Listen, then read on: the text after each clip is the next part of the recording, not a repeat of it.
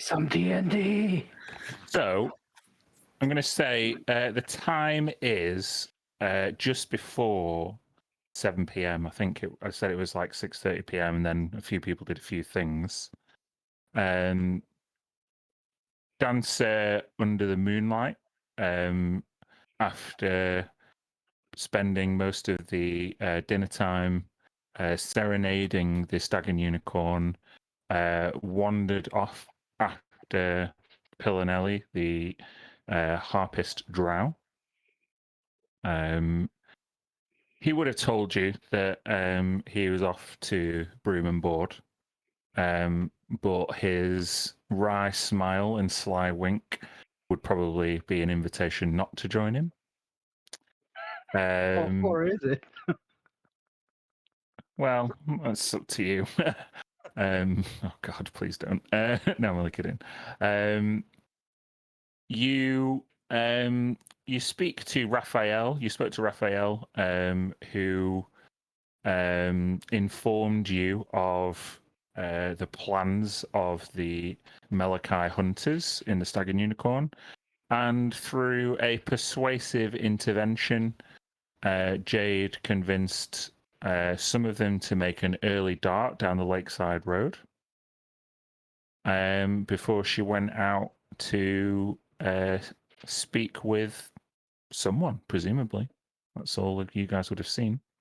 I think, shall we pick up on Jade's re-entry to the Stag and Unicorn? I'm pretty sure nobody had any interactions after that.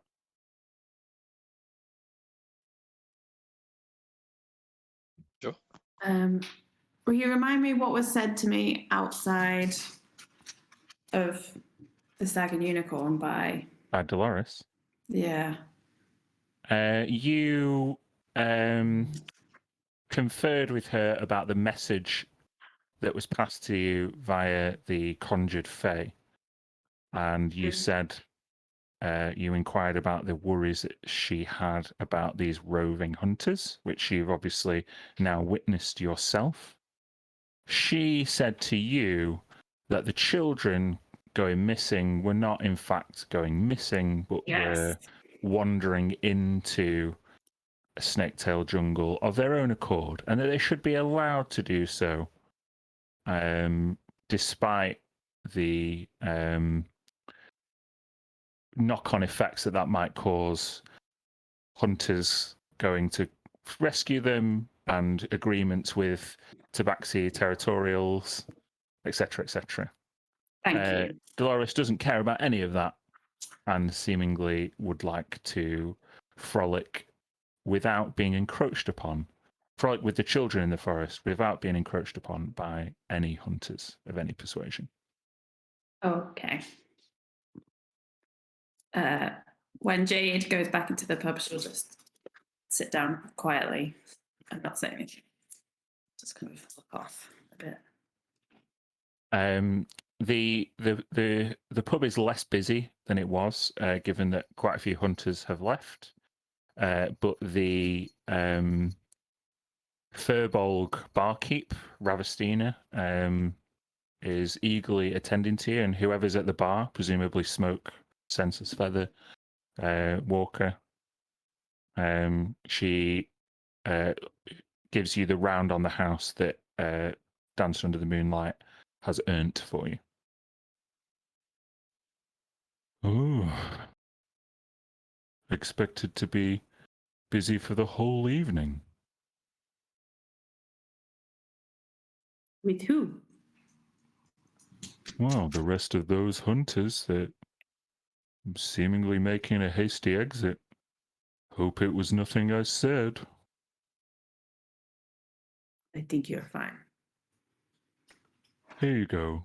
And she gives you, Jade, the cider, which is a prompt to join the rest of your friends at the bar. Okay. You guys, I think Moon has gone.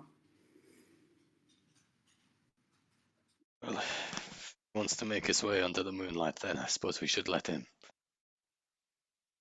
Don't have much time to mill around. Are we ready to leave? Are we going to go after those other hunters? We should try and get in front of them if we can. Agree.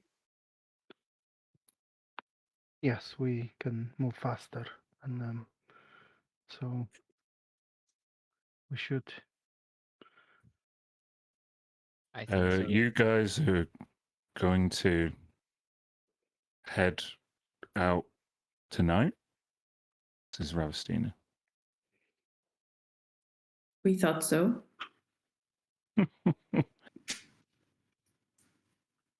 Well, good luck. And she gives you like a raises her eyebrows really high and starts like polishing her glass. What does that mean? I know that look. Make an insight check. Just say, what does that mean? Oh, you're whispering, but that was a good roll. Well,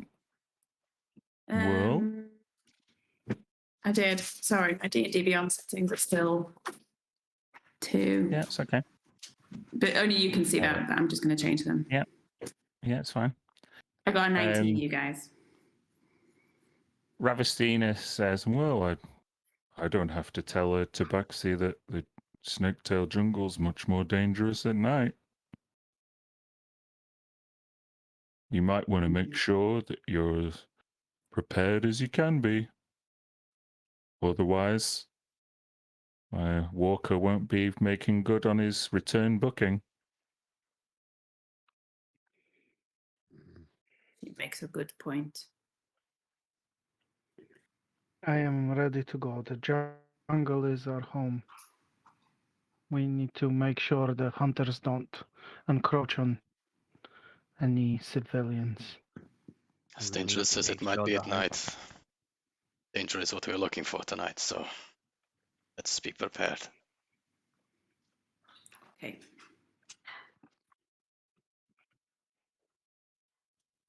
Okay.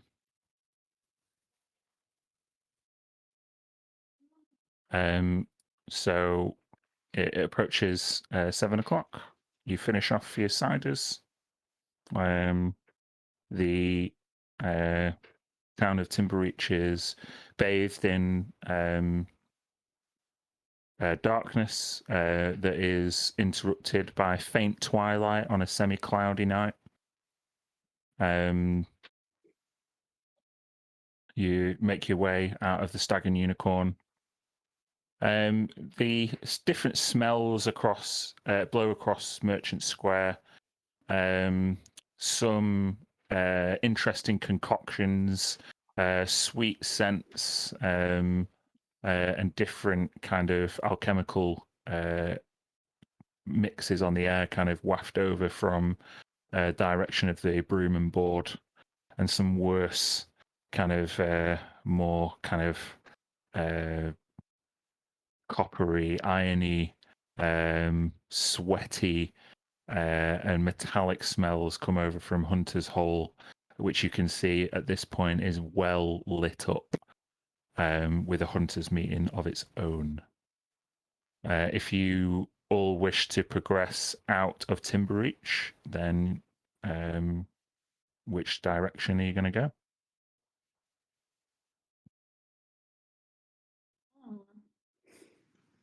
There was a hint because we've sent the hunters in the wrong direction.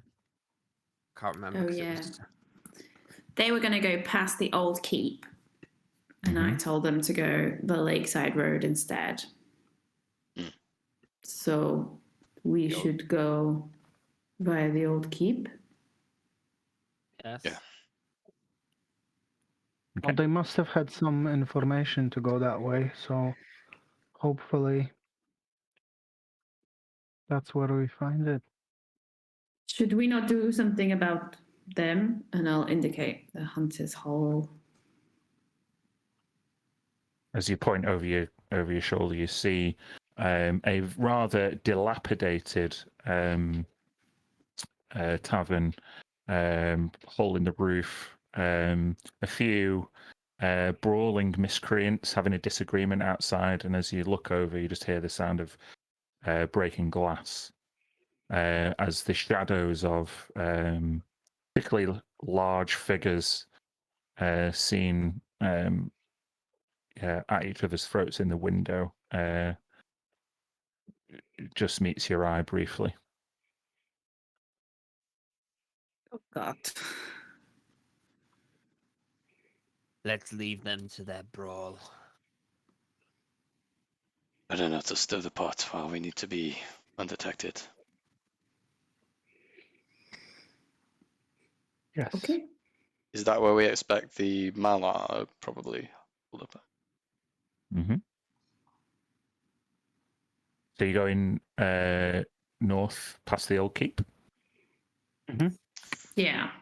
Maybe Okay. just a moment. Perhaps we should see if we can overhear something of these other hunters, the Mala. Perhaps they too are speaking of going on a hunt tonight. We can find out one way or another. We could try. I could try and Sure. listen in on that conversation. Perhaps you can be They the will best of not us to see. go undetected, Walker. Have a plan for unexpected retreat if necessary. They are not kind to our kind. Yes, they are not our fight tonight. Just exit if you need to immediately. Very well. I will go try and listen. Okay. So I'm going to be sneaky, super sneaky, sneaky. But Make a stealth before before I do that, I will cast on me and the others because we're here for now. And if I'm going to use it, I'm going to use it on everyone. I will cast my Pass Without a Trace. How long does it last? An hour. Okay. So it should last us going into the woods for a bit as well, depending on how long this takes. Mm-hmm. So I'll just cast it in Very VTT. well. Intuition. There we go. And then I will do my stealth check. I'll check. So 20. Woo! You Walker in the Shadows does exactly what his name implies, and he hugs the narrow side streets, making his way through the market square, and then hugs the riverbank until he meets the bridge over to the School for Blind Children, doubles back around towards Hunter's Hole without being detected. You see the entrance to the stables at the back.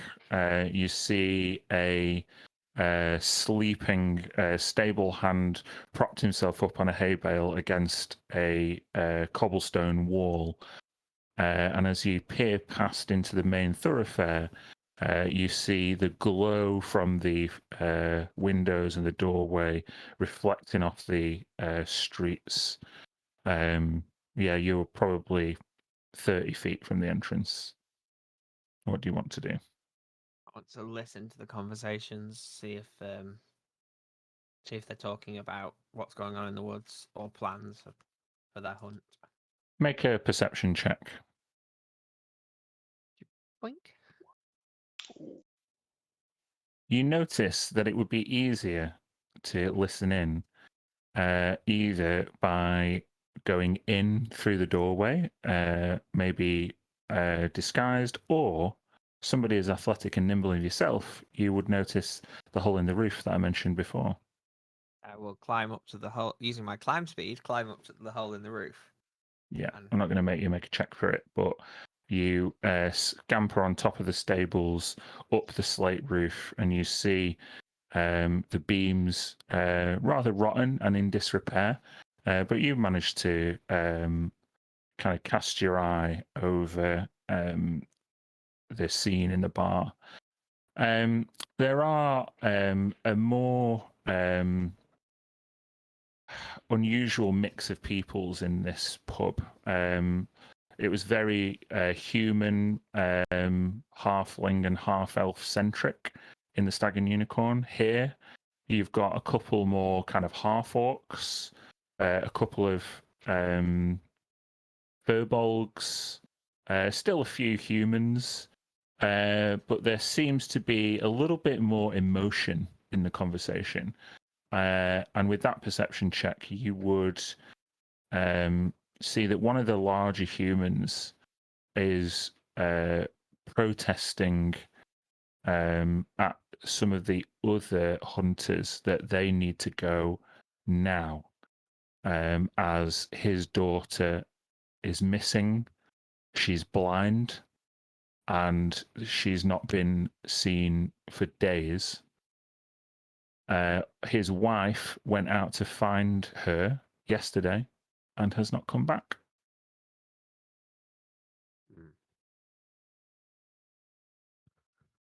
Do the people in the pub seem to be listening to him or ignoring him, ready to hunt when they want to, not when he wants to? Make an insight check.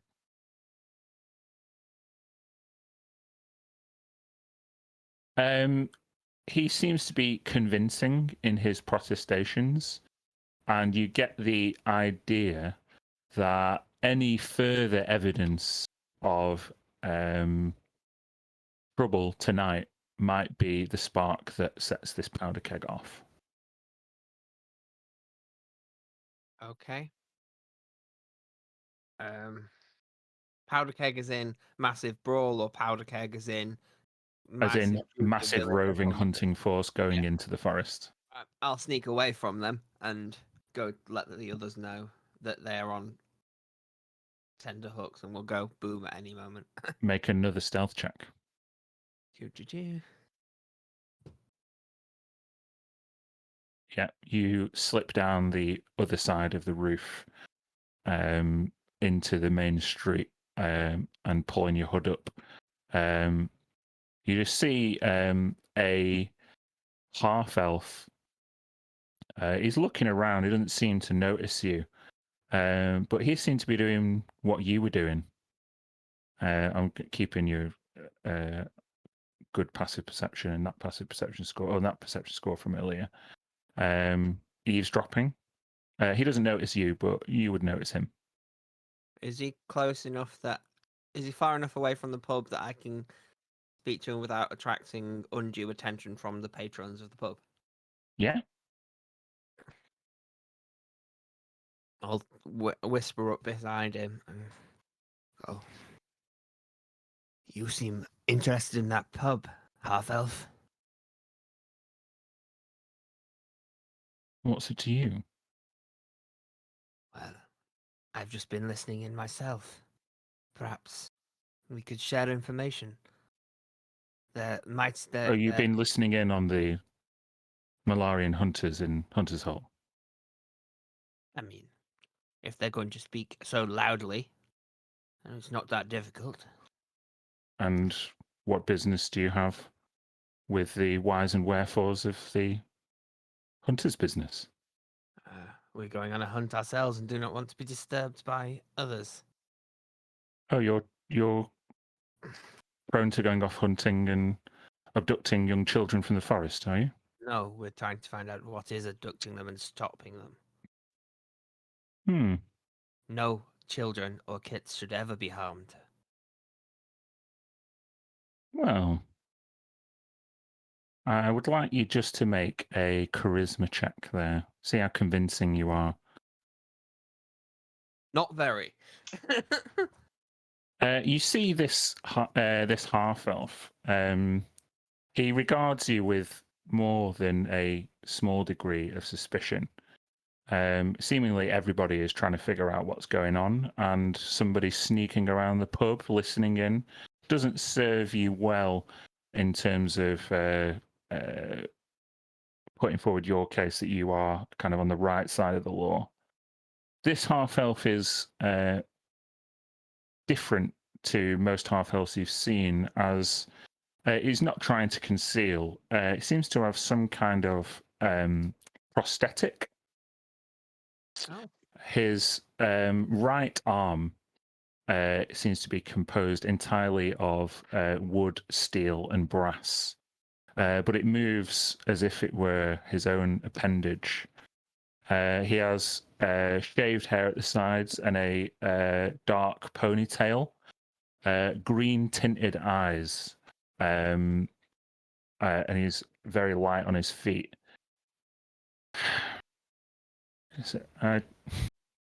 He says, To be honest, I was looking for someone to accompany me into the forest this evening. Best that these problems not spill over into tomorrow. If we can didn't- find out what's going on, then we might be able to prevent any unnecessary bloodshed. For your kind and mine. Agreed. The last we want is for one side to hurt the other and a war to start. I'm not sure allying myself with a Tabaxi tribe is the correct move for me, though.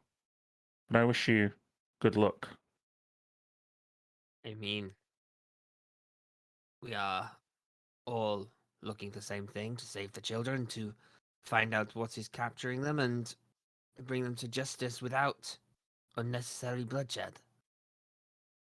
Hmm. Which is why you're sneaking around at night and fully armed. You don't I'm want any always- bloodshed. I'm a hunter. I hunt things. If I wasn't fully armed, things I would become the hunted. Quite. But no, I just want to make sure they're not going to storm in the forest with pitchforks and torches and go hunting tabaxi. I'll give you another persuasion check at a slightly higher DC if you want. Persuasion, cool. Mhm. Still no good. Yeah, he's not very persuasive, Walker. You Although that see, helped. you see this half elf. He just kind of. It doesn't. I mean, you are earnest in what you say, but this half elf doesn't seem to trust you, and you're not sure why.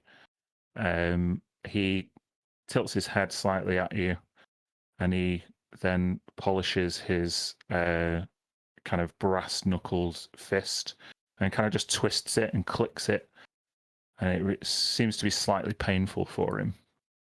He waves you off and turns his back and heads towards Lucky Dagger Smiths. Okay. I hope this is resolved before it causes any more trouble. As do we. And then I'll head back to the group. Do I take it? I can just go back to the group, no problem. Mm-hmm. They are arguing about when they should enter the forest.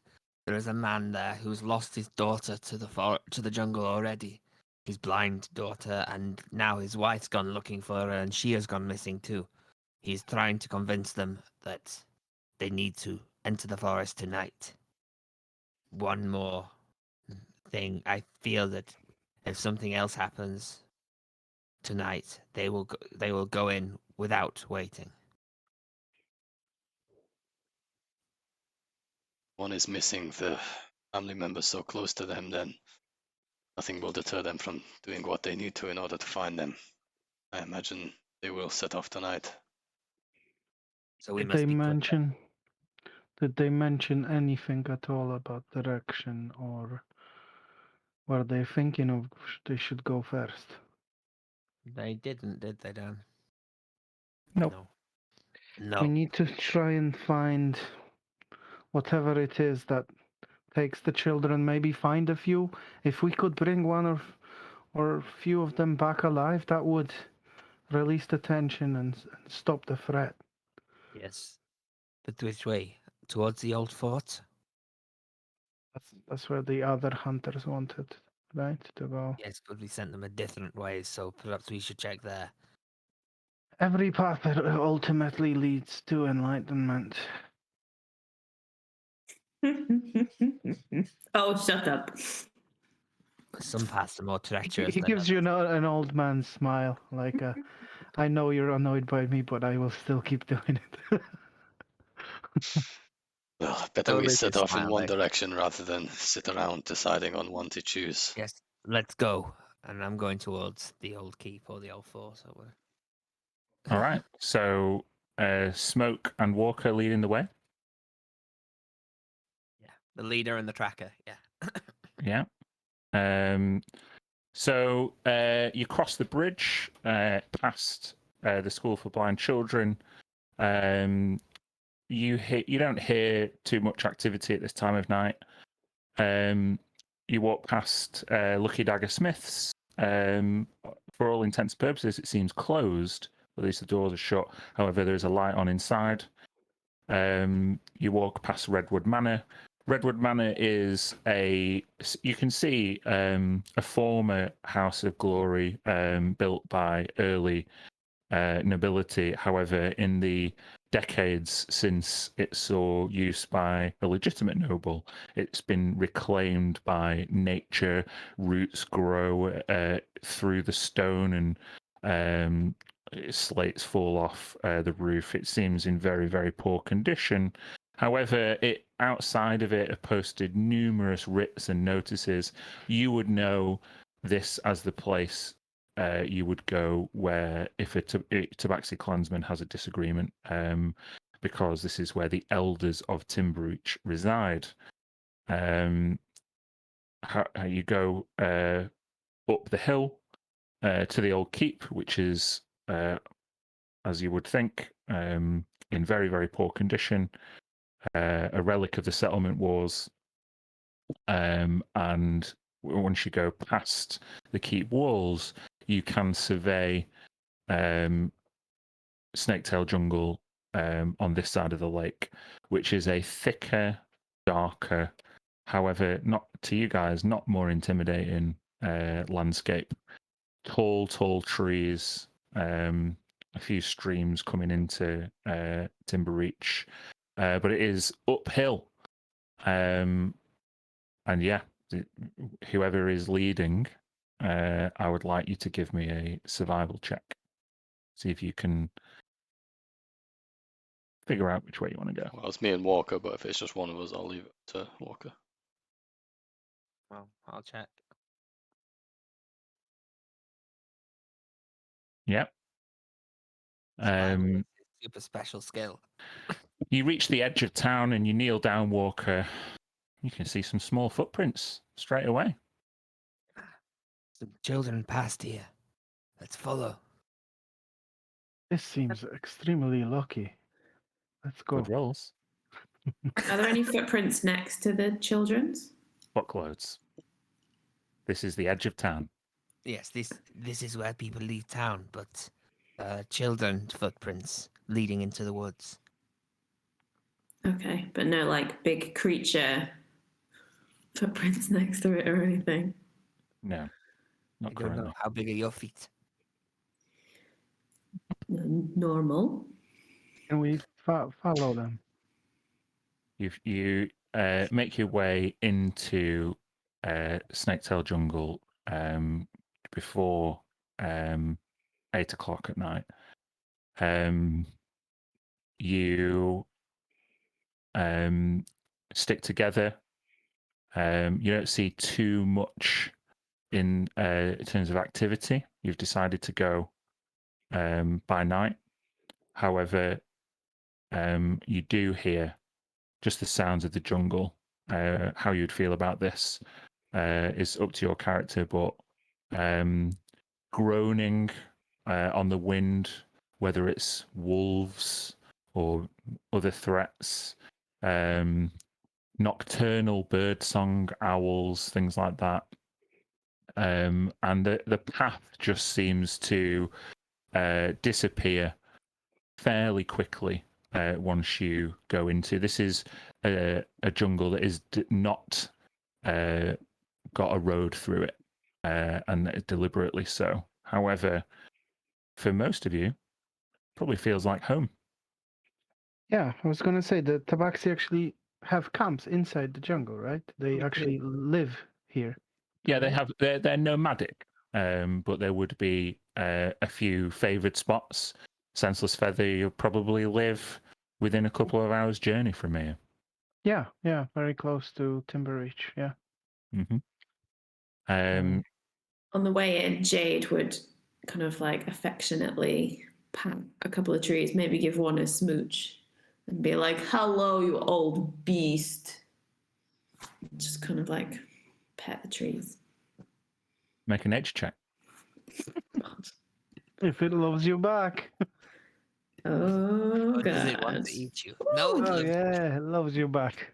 As you see Jade like skipping between the older roots of some like massive like redwood style trunks, you see that the vines and the branches almost seem to curl around her as she approaches, and that before she skips off. In the way you would see a druid commune with nature. Hmm. Just totally just druid. That's Nothing. shit. Just Druid shit. druid. Yeah. Nothing else there. Okay. Smoke. Right. I'll give you this roll. Roll me a d8 for me. Okay. This is it. This is it, mate. 7. 7.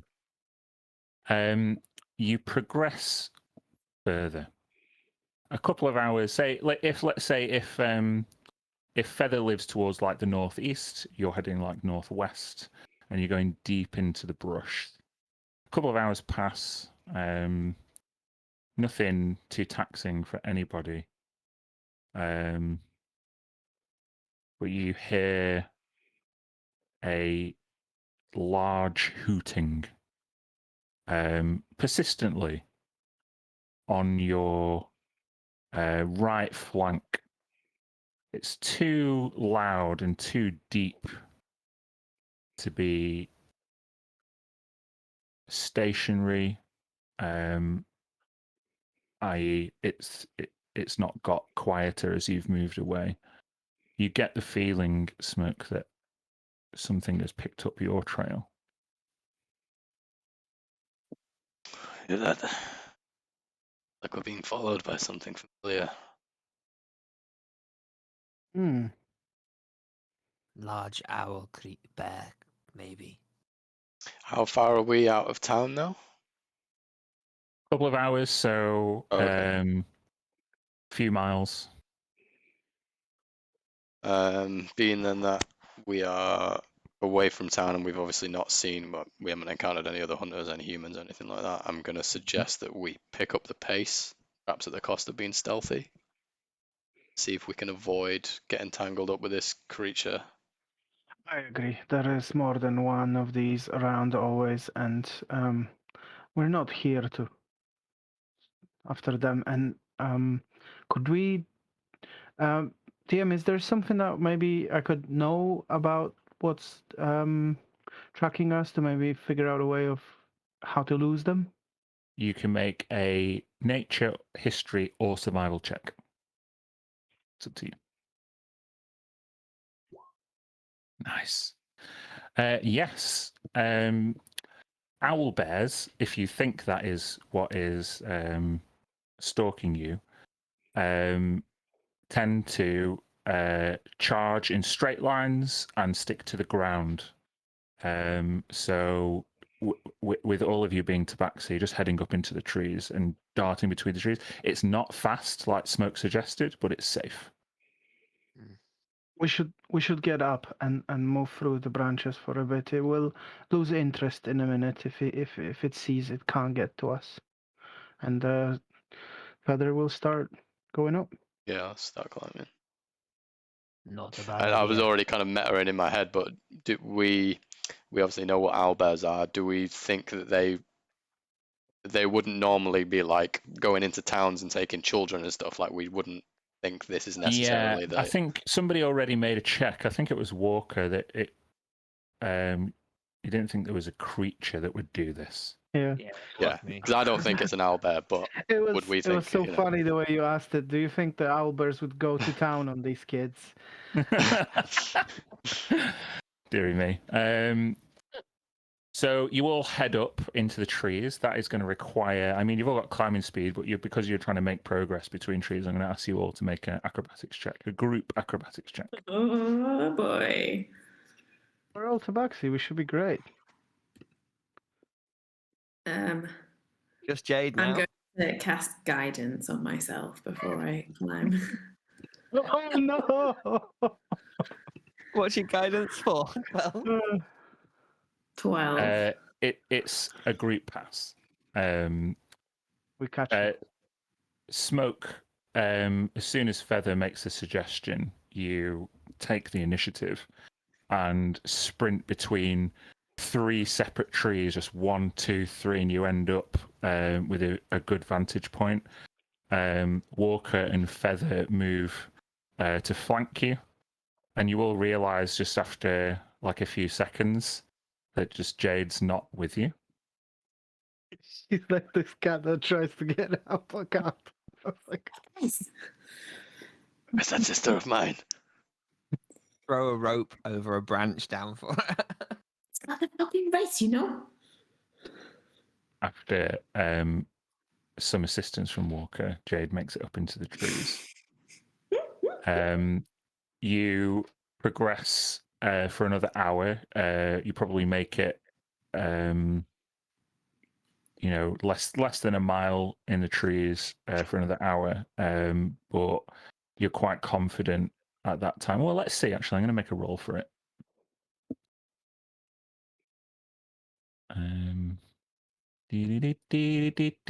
Ooh. Given that your acrobatics rolls are so good, your progress is good enough to evade what you think is an owlbear for a lot longer than you would have thought. It's very persistent. Hungry, you get the idea. However, after a bit more progress, you reach a clearing. I'm going to say it is maybe 10:30 at night. You haven't managed to see any children from where you are. However, this clearing is the favoured spot of hunters because it provides fresh water, good visibility. So it'd be a perfect opportunity to set up a base camp, take a rest, or just get your bearings to find out which direction you should go from here. What do you want to do? Search the tracks, and we think we lost the owlbear now, right? Mm-hmm. I think I dropped. Yeah, Walker would like to drop down and look for children's tracks again. Yeah, I want to help. Yeah. Okay, this time I'm going to say it's an investigation check because you've got 360 degrees and it's a clearing, so it's a proper like where are the tracks rather than where is nature telling me to go. So whoever wants to make the investigation check, they can do so at advantage with help from someone else. I've got Alright. 4. Mine is 0. Yeah, mine. Jade, is that a Walker thing again? +3. Walker then. As advantage, 13. Okay.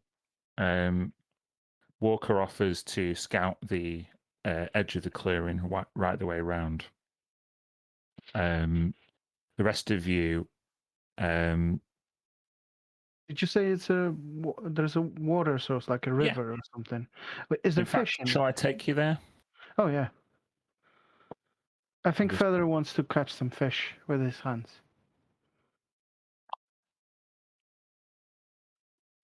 You want Ooh. to adjust your token? Yeah, there's not many trees here. Obviously, it's a clearing, and there's a small stream. If you adjust your token's HP, I'm not sure if anyone. I mean, you would have taken a short rest, I'm sure. I don't know if anyone spent any hit dice. You can take one here if I did spend some hit dice and I didn't update. Let me just scroll up.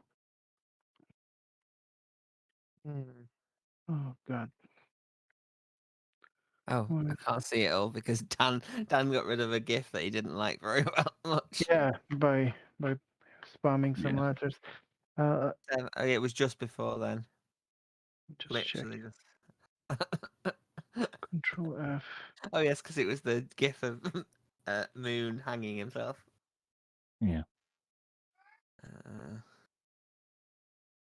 Hit dice. Oh This no. dog seems to want to be involved in D&D as much as Salem. Awesome. Wait, where's that hanging? Oh yeah, there's the hanging.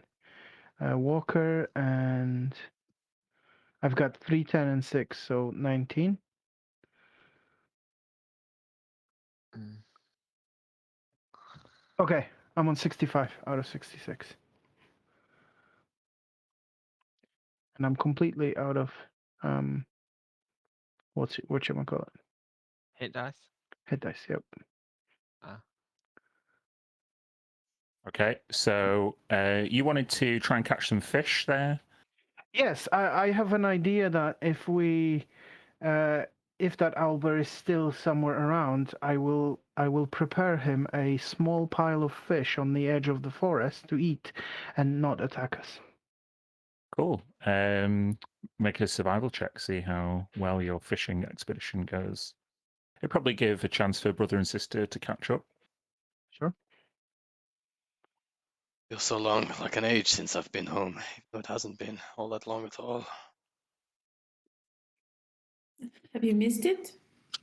Very much. Are you ready for your big Not a question of being ready, just a question that it needs to happen. Very anxious about everything that's happening over there in Silvercrest.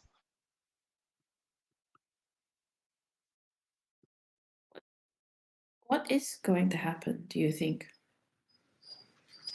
Well, if this Calaxeros, this captain of evil, can amass his powers, then the city will be lost. They will have a stronghold on these isles, and from there they will wage war on every corner of it.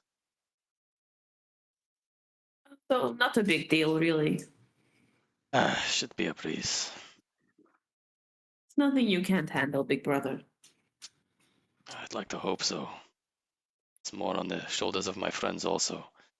Defend the city as we speak with their lives.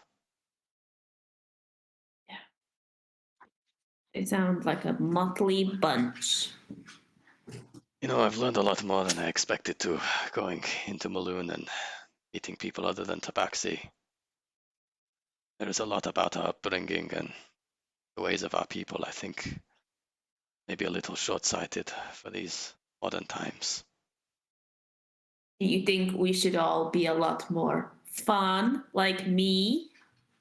Of course, of course. It will take the humans a while for this, but perhaps one day you'll teach them. Oh, maybe. I don't know if I'll ever really leave the forest, though, the jungle. As you say that, a massive carp that Senseless Feather has flung over his head just hits you in the face. Oh! Can I catch it? Yeah. It's Oh. floundering around. I'm going to Feather. whop smoke around the face with it. I'll try to dodge. Oh, God. Roll to hit. Oh god. Yes! Now it's the whole thing. Is this like an unarmed strike? Sure. No. Smoke's too quick for you.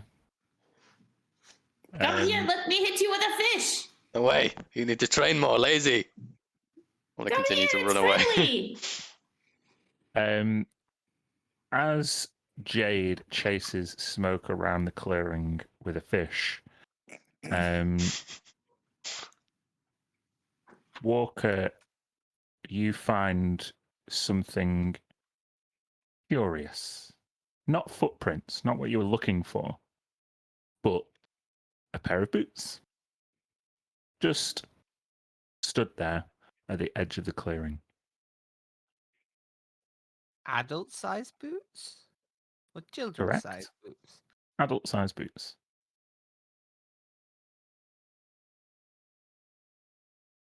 Eh? I'm going to have a look at them. Are the feet still in the boots? You look in the boots. There are no dismembered feet, but the boots are heavy, as if there is something in them. Guys, Moon, there is something here. These Moon boots is currently in are Timbereach. fishing. Oh, not Moon. Feather. Feather. Feather. These boots are full of something. Just give me one moment to complete this and pull out another, like 2 fish with both hands, throw them behind me, come over. Oh, what have you found? Boots. Yeah, they appear to have something in them. Do you want me to look? I don't know. What do you think we should? What is the Look at nature? the boots! What is the nature of your emergency? I do not know if we tip them out, if that will offend something, or I've never seen a pair of boots so carefully placed in the edge of a forest clearing before. Perhaps someone was getting ready for a bath and then got chased away by an owlbear. Things could happen. I will look in the boots, okay? I will find. Jesus Christ! You pick the boot up and you tip it, and just a load of dust comes out. Dust. Is A it lot of dust. like a vampire's worth of dust? Is there a check I can make to And see? vampire isn't a measurement of volume. Like a humanoid's worth of dust. Sorry. Oh. Is it organic? No, Can we check? is it organic? Make a nature check, one of you. My nature is shit, but my medicine is +4. Okay. Sure. Make a medicine check. 15. It is not enough to be, to be a whole human's worth of dust. However, it does seem organic in nature. I think there's the mystery here. Is there something on the boots, like on the outside, on the bottom, written, or like maybe a tag with the owner name, or? It says No? Andy on the bottom.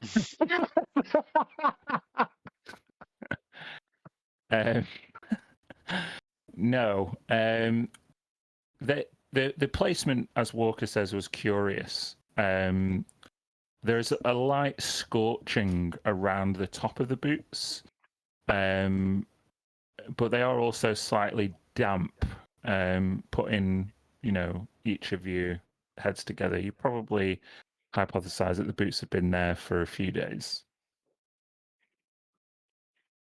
Mm-hmm. This is weird. Smoke, Jade, can you think of any reason why a pair of boots would be full of dust? Smoke and Jade are currently chasing each other around with a fish, so I'll cut to them before we break. I would like Smoke and Jade to make a perception check. Okay.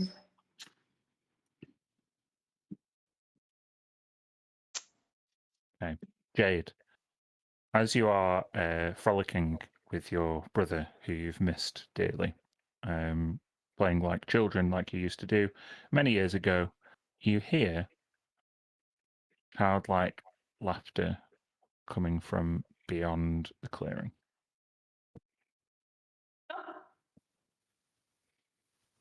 Don't put the fish down. Can you hear that? Well, I don't hear anything. I can hear children. Come on, we have to go. We have to go. Wait. Put my hand on the shoulder. Don't just go running in there. Could be some kind of a trap.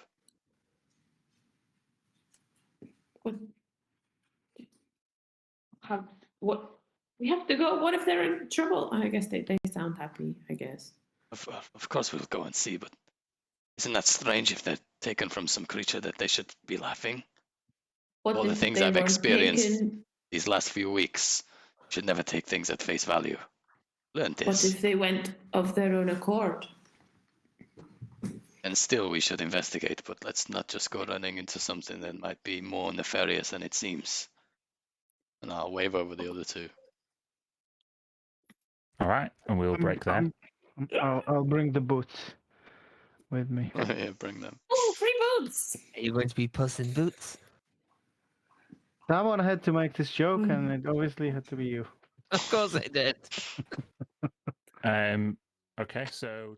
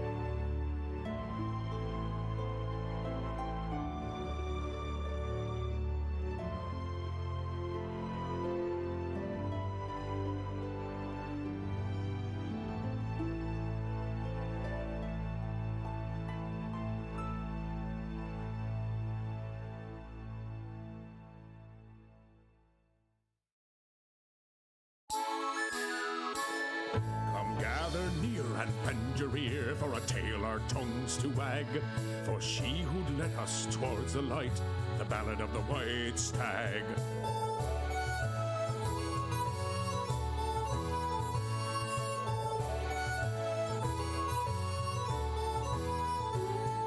The chairwoman sat at her desk one day while the rain came down so hard.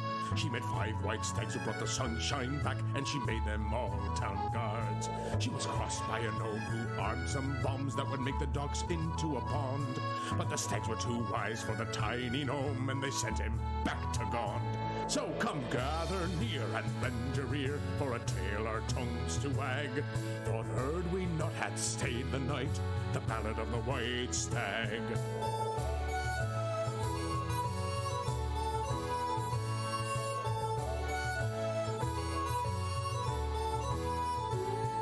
She roused her men at the feasting hall, and she took the stags to the city wall. With a lightning strike and a nasty fall, the chairwoman saved us all. When the nightfall came and the chanting stopped, and I nearly spilt my drink.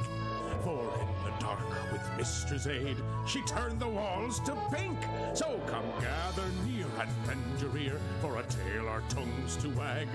Thought heard we'd not had stayed the fight, the battle of the white stag.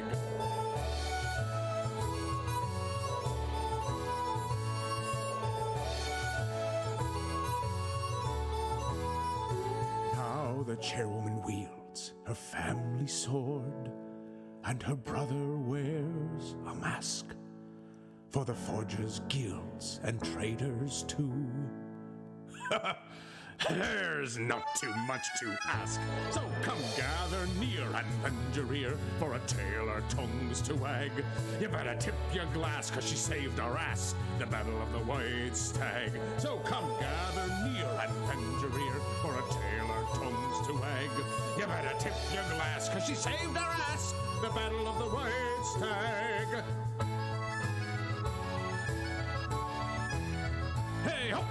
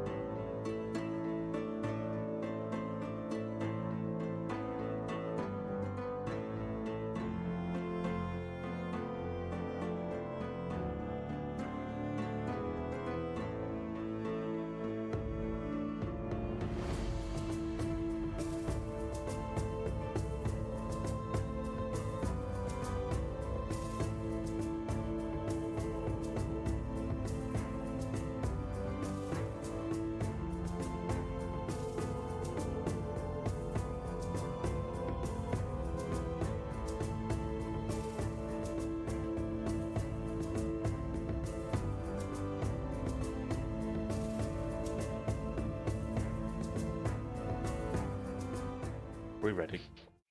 Yeah.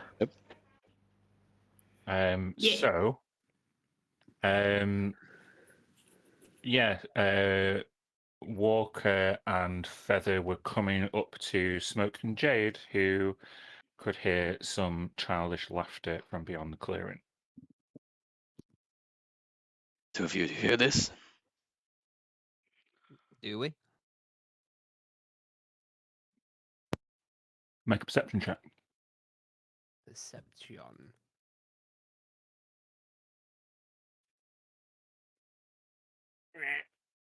Nope. I got You what? 16. Oh, Feather, you hear something. Hmm. Do you think it's suspicious that these child laugh? It sounds like it's being made like by a middle-aged man. Uh-oh. Didn't know you wanted Senseless Feather to die so immediately. I think Galen's dead for that. Feather, do not anger the gods. Listen carefully. You sure you're not just hearing things, Jade? We should check it out. We found these No. boots, Smoke. They're full of dust. They were in the corner of the clearing, like you'd laid your boots by the door. And they were dusty. Full. No, the inside of the boot was full of like strange dust, Feather. Yes. Yes, well, they're empty now. But there was some dust that looked suspicious, like remains of something living before.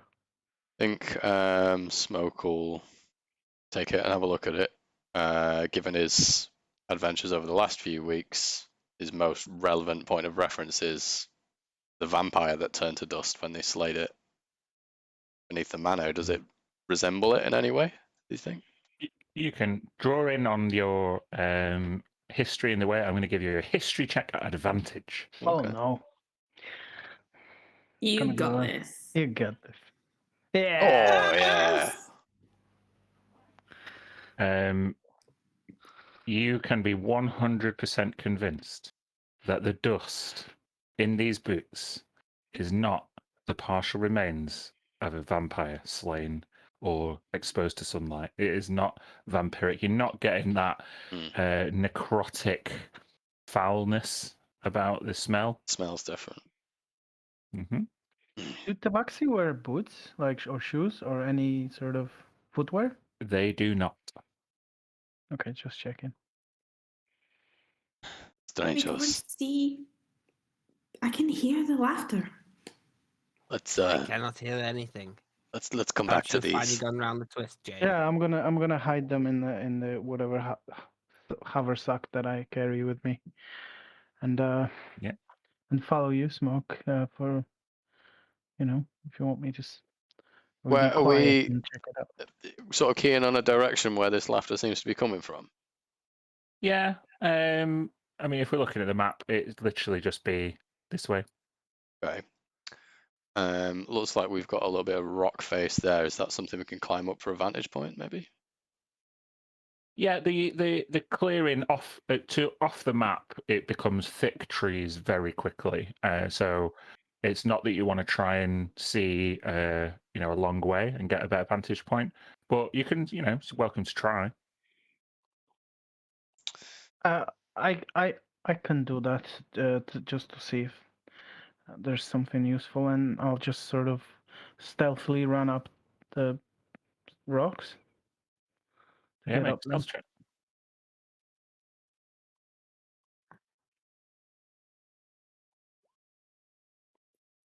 Okay, so you make it. I'm going to just put you here. Sure. What I would like you to do is make a Constitution saving throw. Oh, great. Sounds great. Ooh. Ugh. don't like you- it when you say that. You dart quickly, fleet of foot, onto the top of this rock towards the direction you're told this laughter is coming from. or that you heard rather. And you look around, and you can definitely hear and you hear the surprise, shock, and a sharp intake of breath. You look around from your vantage point. You can't see where it's coming from, but all of a sudden you start to feel weak. Literally, it feels like your fur is falling out. It feels like your eyes are sinking back into your skull. It feels like you are aging instantaneously, and I'd like you to take 36 necrotic damage. Oh, Roll me a d20. God. Oh my god. next time we see a rock, you fucking climbing it. Okay. Is that too good? We'll find out. The rest Can I of you, just sorry, in reaction to this, can I just slide down under the rock? under the rock, Well, I mean, sorry, I mean, like, to the Back bottom down. of it. Just slide down, back where you came from. Yeah. Yeah. We would say that taking that much damage unexpectedly would probably send you reeling backwards. Yeah. The rest of you would see Feather looking like he's aged. Oh, there's something very evil around me. What did you see?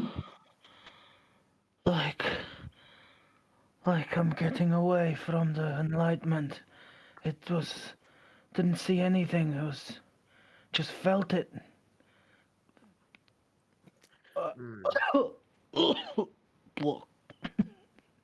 Can we still hear laughter?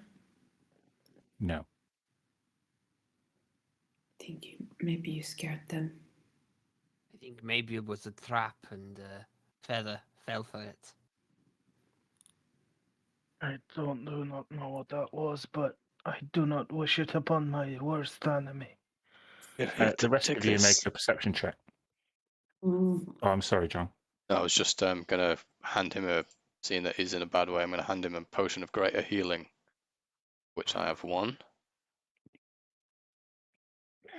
and offer him to drink. It's 4d4 plus 4 if he wants to take it. Yeah, I'm just checking it. No, I don't have one. Okay, thank you. Oh, I appreciate that. Jade, you see between the rocks a small humanoid silhouette peeking out gently, seemingly trying to see what's going on.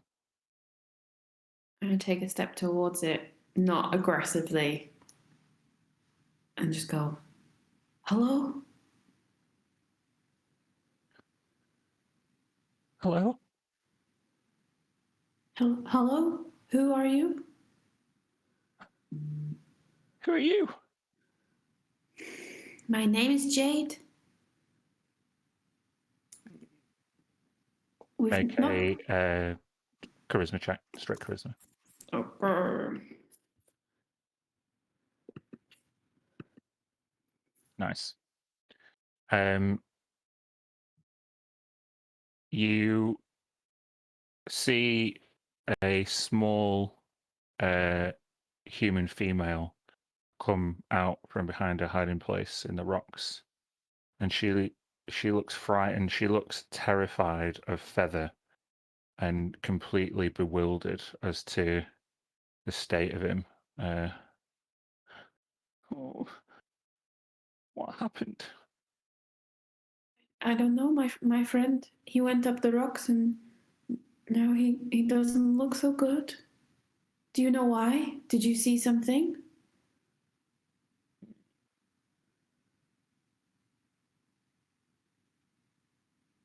People aren't supposed to go in the woods.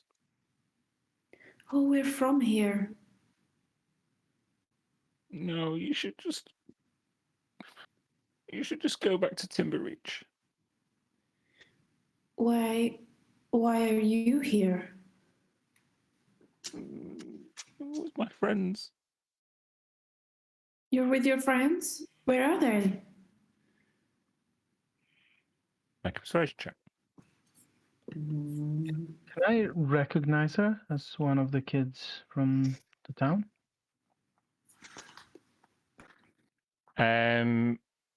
Make a history check. Rolls. Persuasion. She's you don't recognize her. She points back deep further into the forest. She won't be happy if you Who keep going. who won't be happy? The mistress. Dolores?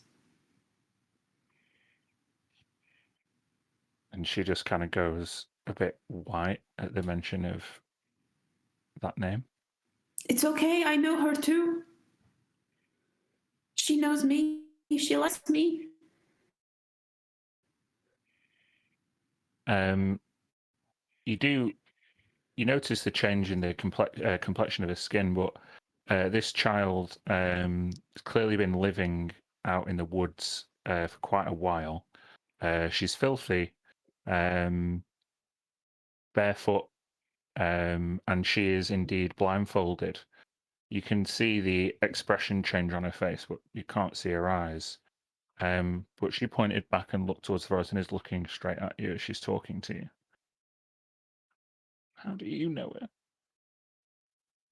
She helps me sometimes. She says, too many people are causing trouble and killing each other and hurting the forest. And she just wants everybody to leave us alone. We're not here to kill anyone. We came looking for you guys, you know?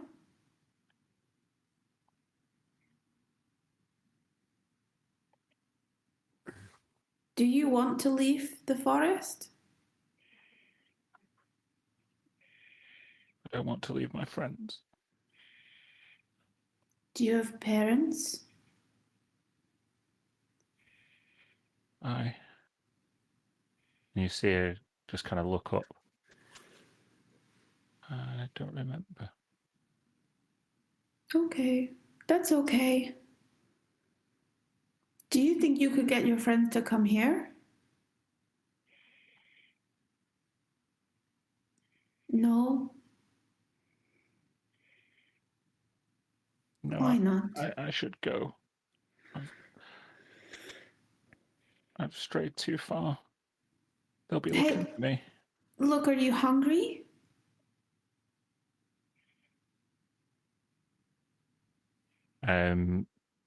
At this point, she looks around at Feather, Smoke, and Walker, all heavily armed. Well, Walker's Feather's not so armed; he's a monk. But she just kind of steps back and starts edging towards the edge of the forest. You should Please. come with us. We won't hurt you. Please tell me your name. My name's Annie. Annie. Annie, I'm Jade. Mm-mm.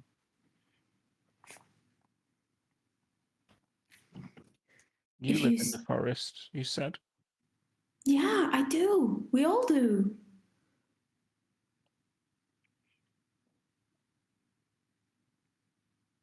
What would you do if humans came and cut down all the trees and took away playtime and made us all go to school every day and just ruined it?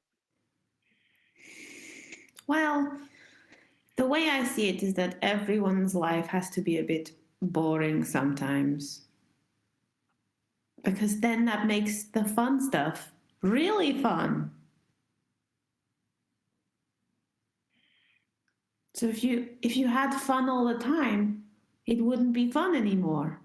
But if you go to school, boring, blah blah blah, and then you get to go and have playtime, fun. I'm going to get you to make a persuasion check. I'm going to get, even though that role playing was fine, I'm giving you disadvantage because of the presence of everybody else. Okay. Oh fuck. Would have been great. I should go. I'm sorry. And she looks down towards Feather and hesitates for a moment before running back this way. So Something in the woods has these children under its spell. Also, were some very wise words there, Jade. well, But I think there is something that no. I you think need to tell us. Yes, who is this Dolores? she just looks at Smoke and then looks down. What are Jade, we? I don't want to say. Wait, you better say it. I'll tell Prime. No. I mean it. No. I'll tell Prime. Okay, Dolores is a fairy, okay? Fairy? Harry. Like a really powerful one. What do you mean? And well, I met her in the jungle some time ago. And you know when I lost my eye and I told you it was in a fight. I had a fight and I lost my eye. I mean, I sort of did, but I lost it to Dolores. She didn't fight me. I gave it to her. What? You, But then you, that means I can do cool shit like this, and she'll like do like an eldritch blast at a tree. you gave your eye to a fairy, a witch that steals children? Well, I didn't know she stole children. I don't think she stole them. I think she's just told them that it's really cool in the jungle. And that they'll have fun time all the time here. Did Jade, she do this to me? She didn't look like she was having a fun time, the little girl. Oh, I didn't know, okay? I didn't know. She promised that I could have these powers, these really fun powers, if I gave her my eye and if I protected the jungle from serious people. And I made sure that I helped keep it a fun place. But it's not fun for a parent to lose their child, right? So you made a pact with a powerful being. I don't really understand how somebody could do this. Well, I didn't know, okay? She didn't teach me how to be a fortune teller. You You give your eye in exchange for power? This is how evil people make evil pacts with evil beings. I would like you all to make a Always. charisma saving throw. Oh, damn. My own sister. My own sister has done a gallon. Oh no. Oh, great. Oh, feather. That's going well. It's a group fail, and so you all hear in your heads, "Turn back now." Laku? Do I recognize the voice? Nope. I'll just shout out back to it and be like, "This is our jungle. State who you are. Who is this? Where are you?" You just hear a ripple of childish laughter coming from all around. Oh my god. Dolores! Dolores, get here right now! I do not think it is this Dolores you speak of. I think it is something far more sinister. Well, then maybe she can help me. Better hope she is what you say she is. And I'm gonna draw my weapons and just like stand ready. Walker's going to knock an arrow. For a few Whatever it minutes, is, Jade. Sorry. the childish laughter fades, seemingly escaping towards the direction that the young Annie went. We should go. Follow Yes. the girl. Yes. Follow her tracks. Agreed. You first, Jade. As a punishment? It's fodder. Take the front line. Okay. Whatever it is, we shall deal with it as a clan together. Yes. All right.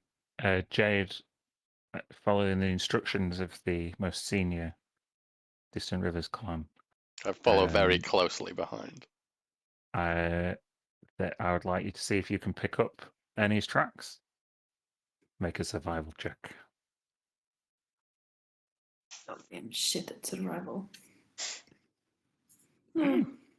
With the snarling attitude of your brother in the back of your mind and literally over your shoulder, you look around hastily for fresh tiny tracks, and you see them. You pick up the scent. She can't be far. If you sprint, maybe you'll catch her in only a few minutes. Run. Feline agility. Dun, dun, dun, dun. Let's go. We can all move like lightning fast. Let's all activate our feline agility. Corbin time. You would be much faster than a child, and it would only take you a few minutes. You follow the stream upstream, and you can hear the sound of water getting louder.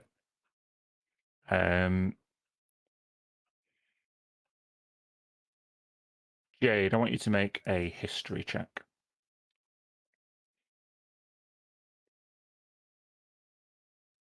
Yeah.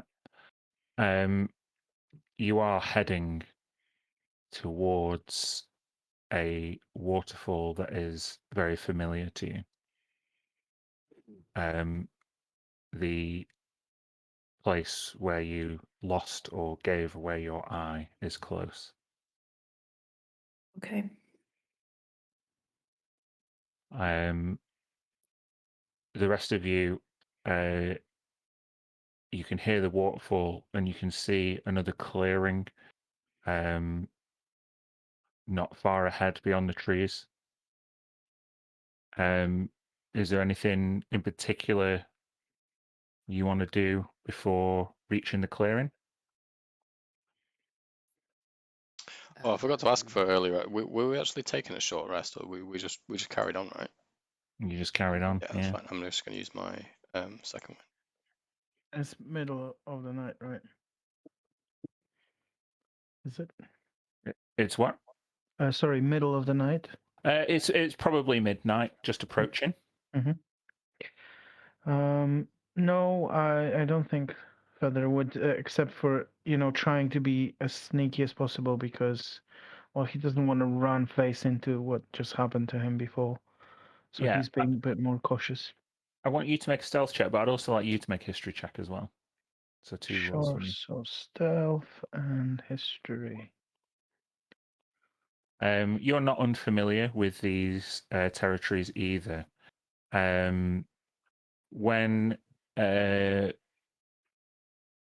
When you were told about fairies, things like that, you would know that there are places in Snaketail Jungle where the fabric between planes is very thin. I can hear myself. I'm not sure where that's coming from. Anyway, You then for a brief second. Yeah, you would know that there are places in the jungle where the kind of fabric between planes is really, really thin. Whether I can still hear myself. I'm muted. Yeah, I don't know why. What you do with that information, or how you would feel about that, or how dangerous you think interplanar travel would be, is totally up to you. But you get the feeling that you might be close to one that you know about. Yeah, and I was basically avoiding them in the past, and I know this other plane to be Feywild, right? Yeah. I think he would speak up on that one, saying if we follow this path, we are approaching a convergence place. What we are warned about, where the veil is thin, and we might cross over. We need to be very careful. We might not find our way back. And there's Dolores, which is some sort of fae, right? Yeah, Mm, I think so. I've never heard her use that word, but yeah. Yes, it sounds like it. We should be very careful. With our senses, we should be able. I've always been able to sense them when I'm very close by, like the hair on the back of your neck stand up, and when you're very close, we might be able to feel it and stop ourselves. Hopefully, we have to be on our guard. Anything else anyone wants to do before reaching the clearing? I think so. All right. You make your way to the stream at the bottom of this small waterfall, and you can see dotted around a group of children all playing. I'm just going to take you there. Ooh.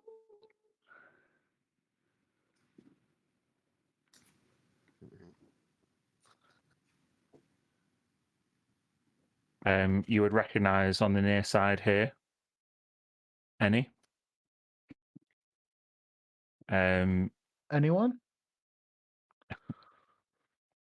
Thanks. Can you, the rest of you, not other than Feather, make a stealth check as well? Just see if they notice you. Oh, come out. Again, you're lucky it's a group pass. Yeah. Smoke, you're probably just a little bit more apprehensive as to, you're hearing all the talk about Feywild. You open your body up a bit more, look around a little bit more obviously, while the others kind of hunch together and stick close to the edge of the clearing.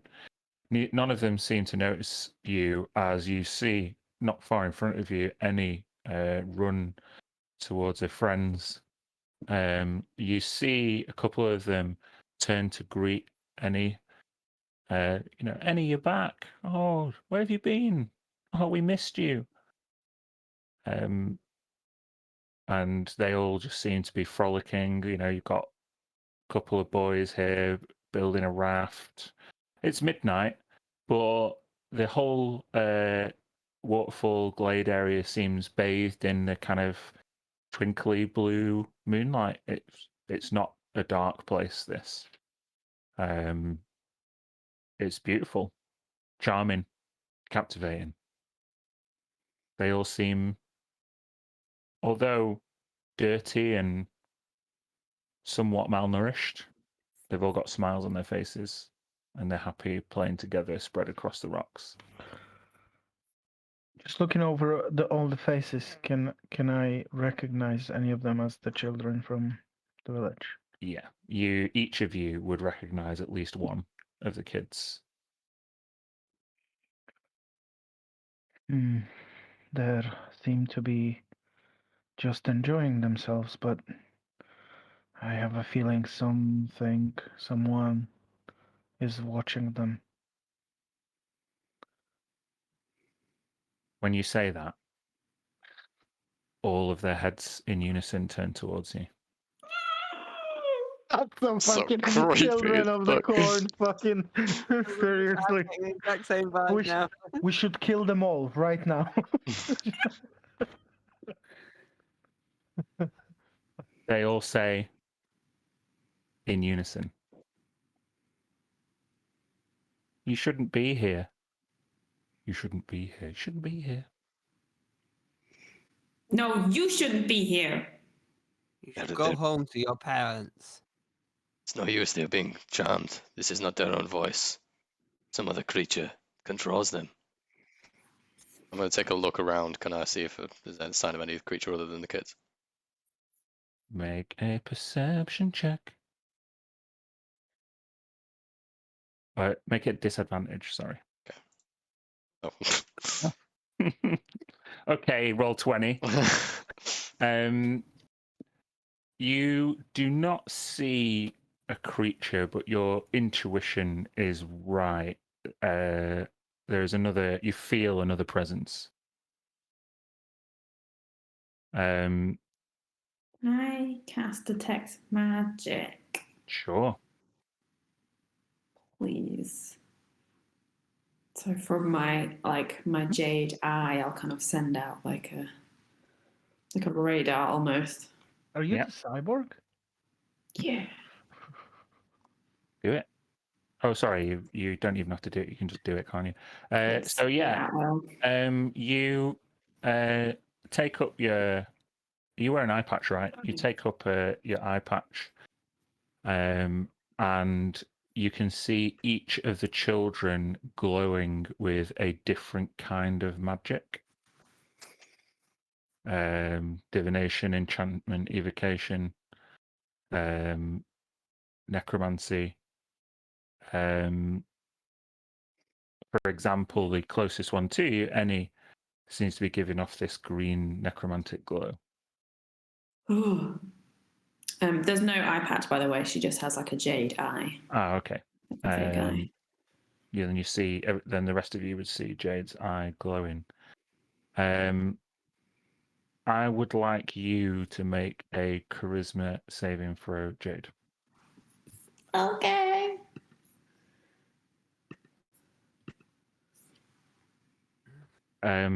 You look across the children, and your eyes seem to be drawn to a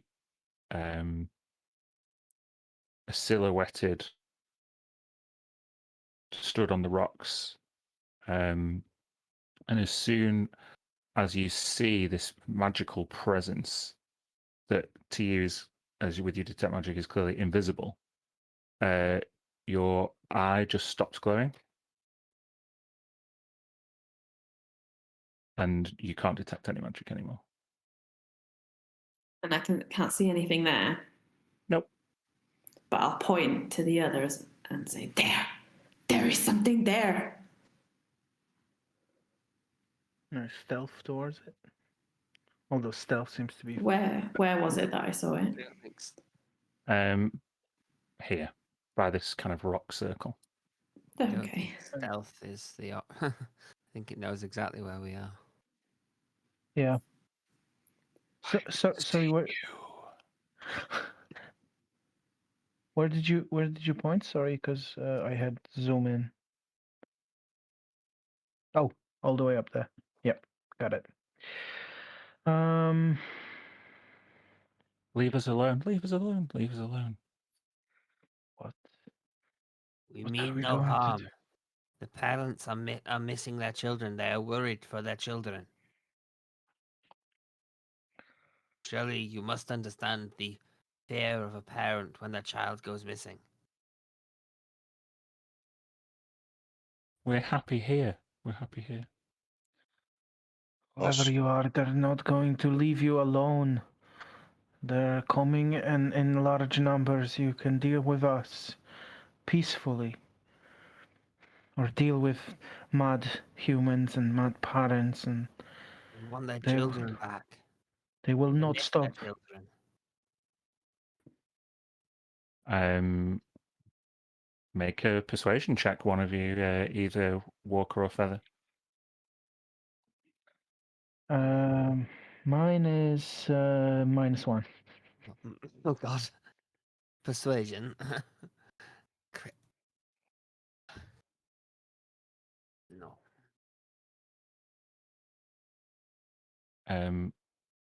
One of them, female girl, stood across the river. If you want to take us home, and then the rest of them say together, you'll have to take us by force. So this, if I'm just going to give you a heads up, I do not want you to murder children in this encounter. No. So, if you use force against them, you may choose to make that force non-lethal. That is what I'm going to say before anything gets too hot. Nice. You can do that anyway, but we've never done it ever. Exactly. Oh, Critical Role did that. No, I mean they're killing children all over the place. But yeah, it's not. Yes. No, I'm joking. I'll shout out again to whatever the creature is. We've separated these children from their mothers. You must hand them back over. Release them from your spell. We all want safety of the innocents in the jungle, but this endangers us all.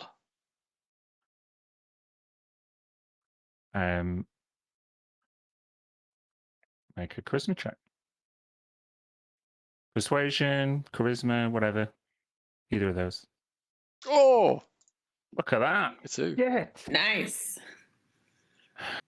Your noble protestations reach something.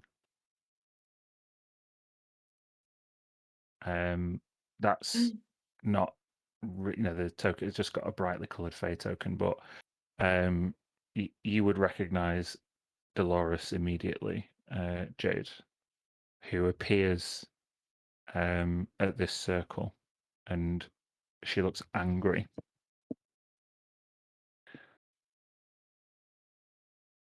Dolores, this was never the deal.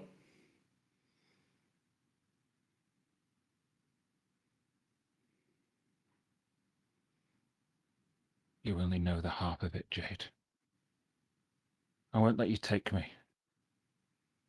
We don't have to take you, just tell me what's going on. I'm not responsible for this. No one should be responsible. There shouldn't be any rules. You just need to leave. And it rushes back into the waterfall and goes just beyond the waterfall. We should go after it, right? And the children just stay there? Yeah, they don't move. Do we need to go after her? Can we just get the children somehow? I don't think it works like that. They're under some spell, right? Could we? It's dangerous to Listen. try to separate them and be harmed. Do you have any dispel Besides- magic or anything like this, anyone? I rely on others for spells and arcane knowledge. Yeah, I'm sure they're very brave, small people to do that. But Yes. do you think you can reason with her? She didn't seem like she was receptive, but if you can maybe convince her, if we can speak to her quietly and non-aggressively, maybe And then let's go. I'll try. we're here for you. And yeah, I'll follow Jade. You have Pegging knowledge, up the rocks. creature, we shall follow you. Okay. As soon as you take a step forward, We're all fucked. I would like you to roll initiative. Okay. We're killing all these Of kids. No course. problem. Dum, dum.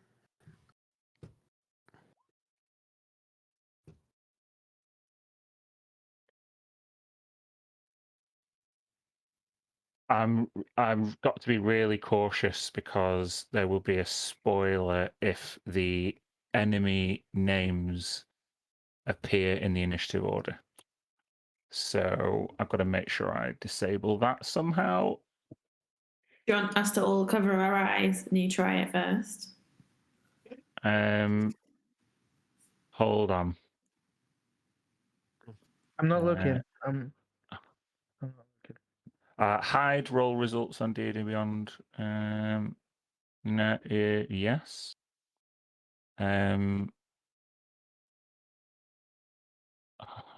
Sorry, Lucas, didn't you find this option once?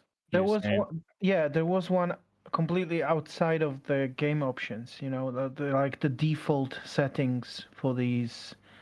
Oh, sorry. Are you talking about the Beyond 20 thing? Yeah. There's making sure that your enemy names don't appear. Oh, it was just one of the drop-down list on the Whisper monster rolls. Whisper rolls to DM, whisper monster rolls to DM. Always whisper monster rolls. Yeah, Hide monster and attack name. yeah. Well, if you select that, we'll see the roll, but we won't see the name. Do you want us to see the roll? You can see Or the hide? initiative roll. It's fine. You won't need to see anything else really. So But- I'm gonna try. I'm gonna try it. Okay. Let's see.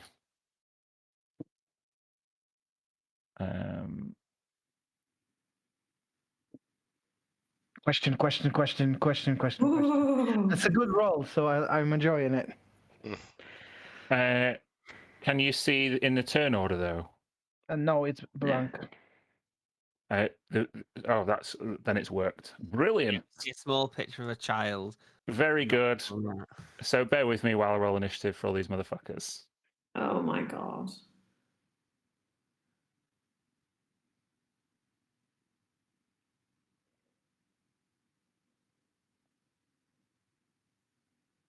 They're like a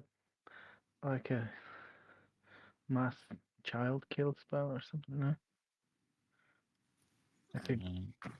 A mass child kill spell. Let's not joke about killing children. No. Are they children, though, is the question.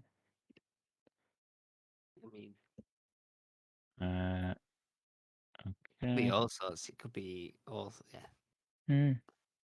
As a player, there's This loads of is things. one ass fucking long initiative order. Doesn't fit Yep. on my screen anymore. Okay. Sorry, let me get that crazy music back. Oh, let's do this one instead. Children of the Corn theme song. This one's fine. Right. So, as you start moving towards the children, 1, 2, 3, 4. One of the children just kind of steps towards you, like confrontationally. They're all blindfolded, just like Annie was. But nothing else happens for him. He's just moving to confront you. Smoke, what are you doing? So our aim here is we want to get to the top of the waterfall where she went inside. I'm just going to cautiously move around this way, try and give a wide berth to these weird kids. I don't want to do anything to aggravate them. I'm just going to try and lead everyone around with as little contact as we need, and then I'll take probably I'm gonna hold the grapple action if that's all right. And if this one that's closest tries to like attack me in any way, I just want to like sort of disarm it and just Attack you in any way, like Uh, hit you or like if it comes at me, tries to hit me, do anything super Mhm. weird, instead of like Okay. using the lethal attack, I'm gonna hold a grapple so that I can just try and control it rather than trying to strike him or anything. Sure. Oh, This one comes up here. 1, 2, 3. This one climbs up. 1, 2. Oh, I have to go this way. Here. we're all gonna start throwing fireballs at us next turn. That's not funny. Hello. I mean, they have started moving towards us, but as far as I can see, they haven't made anything aggressive, right? Yeah. So I will just follow smoke.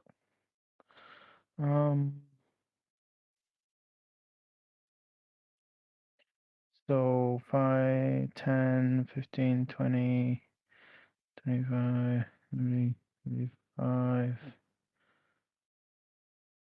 I'll just run past this child. Or run up to the child. No, I think I'll. No, I think I'm gonna. Yeah, I'm gonna run past smoke, sort of, and then up and jump up on the cliff. Yeah, Run that's up fine the for cliff. that. It's only 5 feet, and you've got a climb speed. You're good. So hold on a second.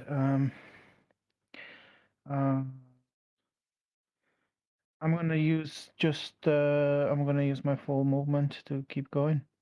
Mm-hmm.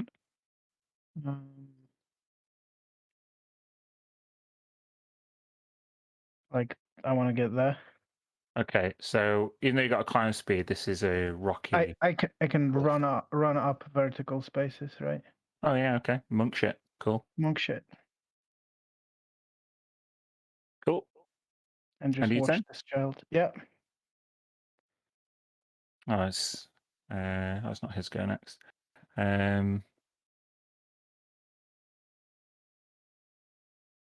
This child disappears.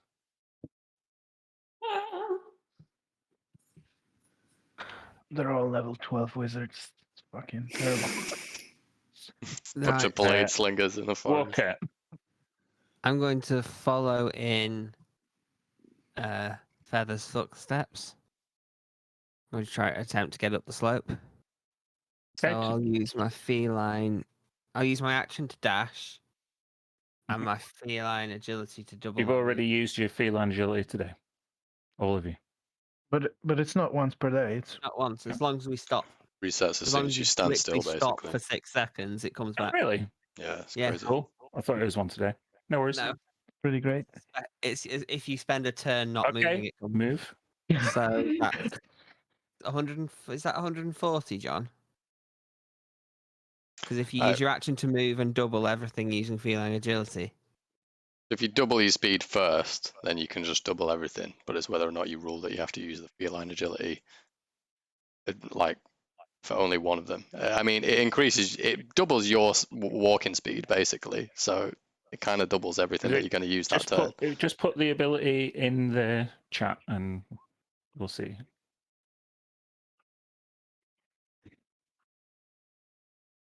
Yeah, double your speed until the end of the turn. So any movement so you you use. can use movement and dash, which can And both then be double. doubled.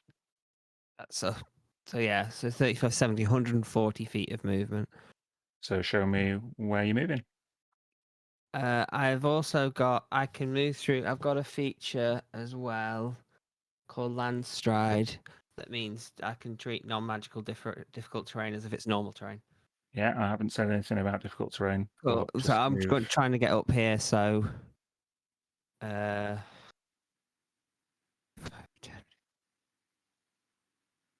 Drag your token. I'm sorry, I'm going there. So 5, 10, 15, 20, 25, 30. I'm keeping away from the kids if possible. 35, 40. Hold on. make a Constitution saving throw. Oh God. You dash diagonally up to. Feather was able to slip past, but Annie now turns towards you, and she lifts up her blindfold, and out of her eyes, this necrotic green ray shoots, and you take 36 necrotic damage. Ouch. I told you not Ow. to go. Right. Okay. Can I keep moving? Get away from this demon Yeah, child. sure. So, how much of my movement does it take to get up here? Is it? Did you say? Boy. No, to get up the. Sorry, to get up this. That's. Oh, I don't think I actually declared this for Feather, but I would say that's a 20-foot high. Probably. It's like Okay. that's much Oh. bigger than the one below. So I would probably be here actually. Yeah. Okay. So that is. So it's 20 foot. So that's 60. 65, 70 through Feather. 55, 80 up here. Anything else you're doing? Did Dolores vanish into one of these waterfalls, isn't she? Mm-hmm. Yeah, here. I think. Yeah, I'm just trying to think if I can I try and oh, it's an action to long jump into it, or is it part of movement? Yeah, I'm going to say for the purposes of this, it's an action. Okay. And then yeah, I'm just gonna. Well, actually, I'm gonna keep going. So 80. Is this another 20? Yeah. So 100 to get up to the top. Mm-hmm. 100 and so I'm all the way up here. Okay. Ready to drop down into the waterfall if needs be, but yeah, I've moved all the way up there. That's my turn. Cool. You are about 80 feet above from where you were now. Like, that's how high You're- this waterfall is. Your ears pop. Yeah. Done that in 6 seconds. Cats are amazing. Okay. Hold on. 1, 2. Let me just. Hold on. Yeah.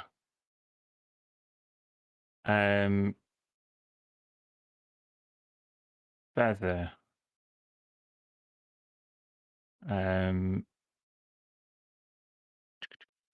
I would like you to make a strength saving throw. Oh, great. This is gonna go well.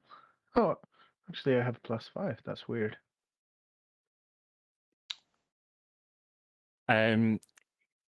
The child across the waterfall from you takes up her blindfold, and her eyes glow yellow, and so do you, Feather. And you can feel yourself start to lift up, and you turn and kind of brace yourself and dig your claws in, and the effect is unsuccessful. I like it. This child across the other side also disappears. Bear with me.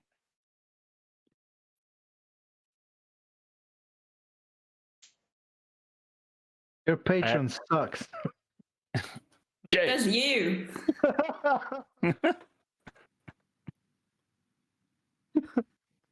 Panaku versus Dolores, round 1.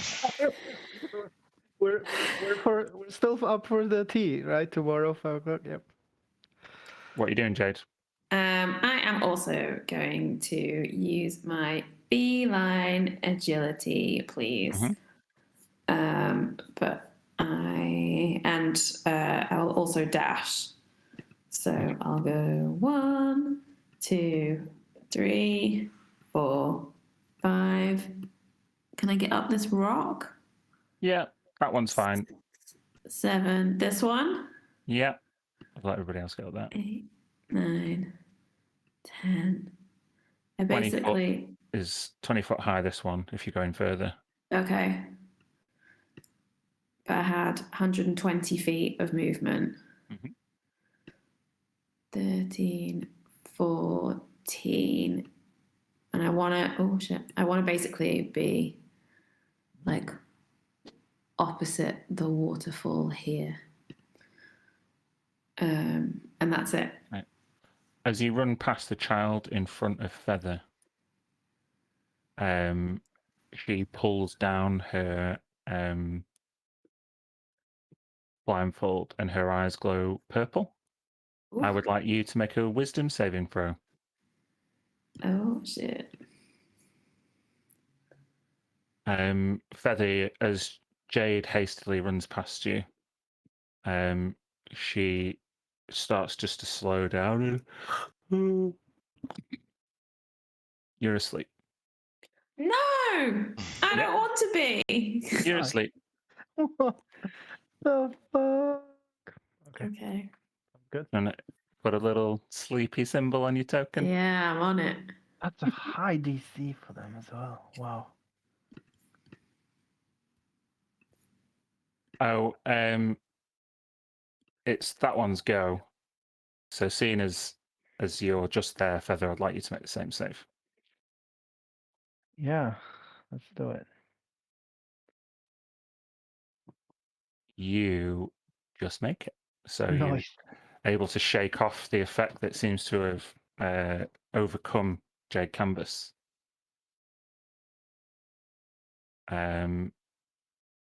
Okay. It's now Annie's go. That necromantic. Yeah, she's woman. gonna step.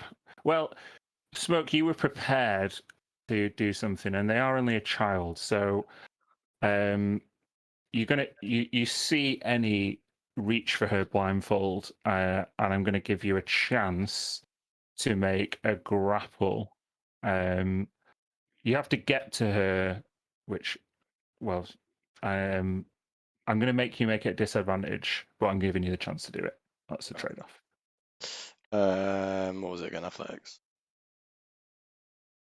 Oh. You just slip forward as you realise what's about to happen, and as you lunge forward, this green ray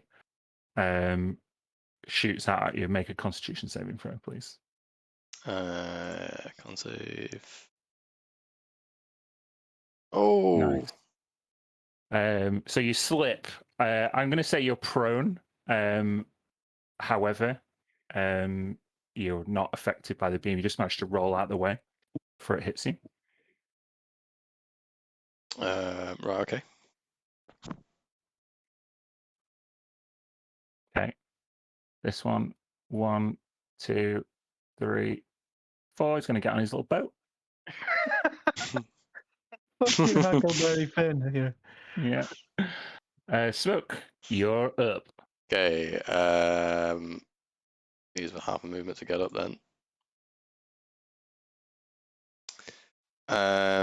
But seeing now that everyone else has moved past me, I'm going to try and rush up as well. So I'll use my Feel Agility as well. But I've used half my movement, so I'd only have. It's just normal movement you've got 20, now, so because it was essentially I'm on half to get normal, up yeah. and then doubled with feline agility. For normal so. and then dash, yeah. Yeah. 2, 3, 4, and then is it another double here? Get up to 20. Yeah. I can make it, I think, to about there. Mm-hmm. Which I'm going to do, and just same as I'm just going to hold the same kind of action as before. I'm just going to keep ready in case any other weird kid tries to jump at me with eye magic. Dodge, Okay. I'll say I'll try and dodge or whatever, you know. All right. Seeing you climb on the other side of the waterfall. Oh, sorry, no, wait, I can't hold it because I dashed. Sorry, that's my mistake. Oh, yeah, okay. No worries. Thank you for that. This kid climbs up one side of the waterfall and can just see you on the other side. I would like you, Smoke, to make a dexterity saving throw.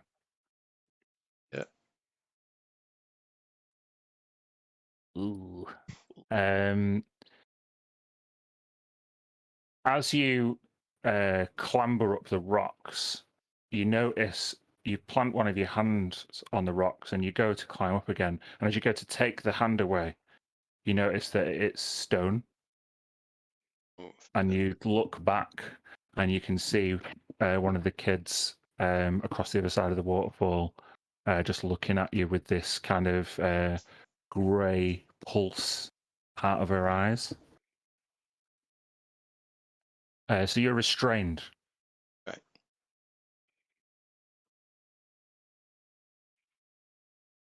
Okay.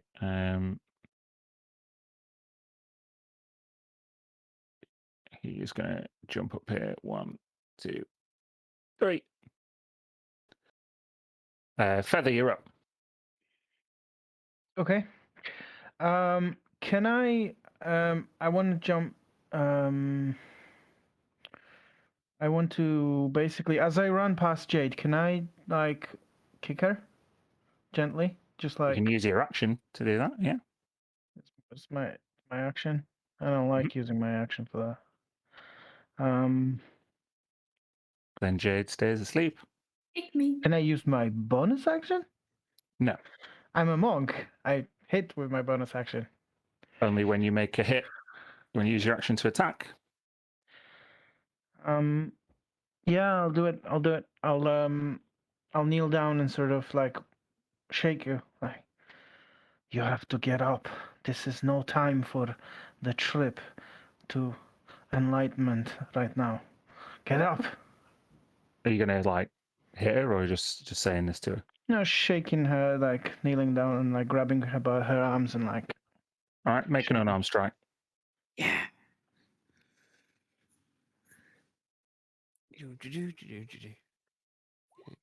You. Yeah, that'll hit. Roll for damage.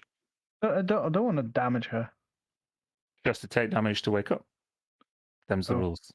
Them's the rules. And I can't choose to just do one? Like on Nope. purpose? Can I, No. as a monk, can I not control the strength of what I'm doing? No. Okay. I told you. Oh yeah. Depends on the strength of her chin. Yeah, you could say, "Oh, I just tapped you," and you could hit her right in a weak point that you didn't know she had. 6 Because, bludgeoning damage. yeah, monks would not know that. All right, 6 bucks. Do I wake up? Yeah, you wake up, you take damage, but you wake up. Can I use my reaction?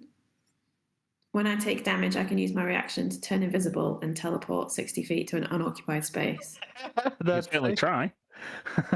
That's what I want to do. So you wake up as Feather hits you, and you know where you've got to go. Where are you going? I want to get just to like crouch on the rock here. Cool, make a charisma saving throw. Okay. Oh, okay. You manage to kick your powers back in this instance, and so you want to go over here. Like, yeah, like just down here. Okay. Like kind of clutching, like using my claws to hold on to the rock. Yep. Just before she goes, I'd like her just to say to Feather, thanks. And then we'll turn invisible and disappear. So you turn invisible and teleport. That's Yeah. pretty sick. Fuck It's Warlock, called Misty Escape. That is Yeah. pretty sick. I would like to then continue my turn, run basically up those rocks, bounce off, somersault behind this child to catch it by surprise. Make an acrobatics check. Do something cool. Yeah, you can do it. And I would like to use my bonus action with non-lethal damage to knock this kid out. Cool. Roll to hit. Yeah, it hits. Oh. He turns round, startled. However, how'd you do it? I think just like sort of no, I think it'd be like Vulcan pinch somewhere here, monk shit. turns around startled, "Ah," and you just disable the child with this precise pressure point lock, and they go limp. They are out of commission. Excellent. As far as I could see, all these magical effects, they needed to be like in visual range, right? So can I Yeah. use the rest of my movement to sort of? Is this maybe like 5 feet down? Can I crouch behind it to get cover? You can crouch down and get there. You can't take the hide action. Yeah, no, I can't. But can I? I mean, I can have like 3/4 cover or something like that because that affects saving throws as well. So I'll give you half cover. cover, good Mhm. bargain. It's a +2, isn't it? I will take it. Yep. Thank you. That's the end of my turn. Alrighty.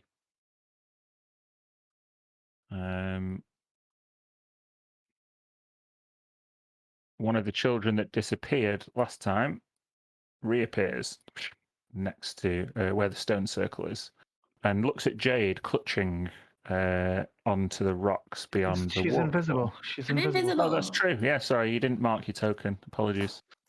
Unless they can see invisibility. Yeah, it's funny actually because when they look at you, you stop becoming invisible. No. Mm. This fight feels unfair for some reason. I would like you to make a wisdom saving throw.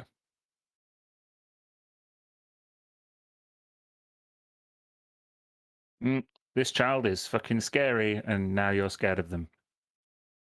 Okay. Okay. I Same will there, then. change my token. Walker. How would you hit a child with a bow without making it? You can't do non-lethal You can't do archery damage. You can't. I was do thinking And if you had like a beanbag rubber onto tip, that. Robert De Farrow. but you definitely didn't have that out, like ahead of time. No. What if you snapped the metal point off? Maybe that would like hit them Yeah, in the just temple fire or a, something. a sharp stick towards them at Yeah, high that's velocity. not I would gonna take hurt. straight at the child. Okay, well you can't. All right, I'll try and. Okay. I'm going to try and get over here. Okay, you're gonna have to use your action to jump across the stream. Yes, that's fine. What do I need to do? I think with your long jump, your natural strength and speed, you can do it. It just costs your action to do it. I'm not gonna make you roll. But have it do as like a double, or not? So you land and use the momentum carry. You could go further up the river, use your action, and make a roll to see if it's successful. do that. Okay. So I'm trying make an acrobatics roll to see if you can jump on the log and then onto the bank. Yeah, you go. You're Meow. over here.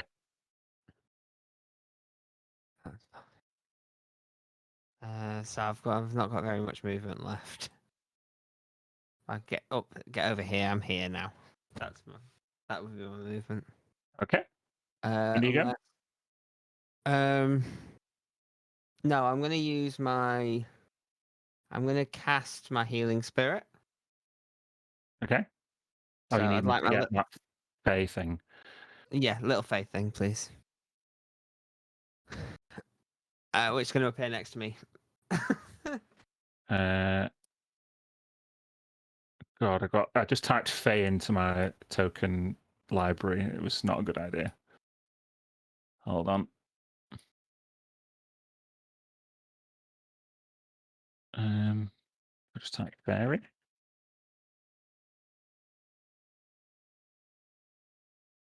Oh, there's some cool fucking. I don't know where that little token is from last time, but you've got. It's very small.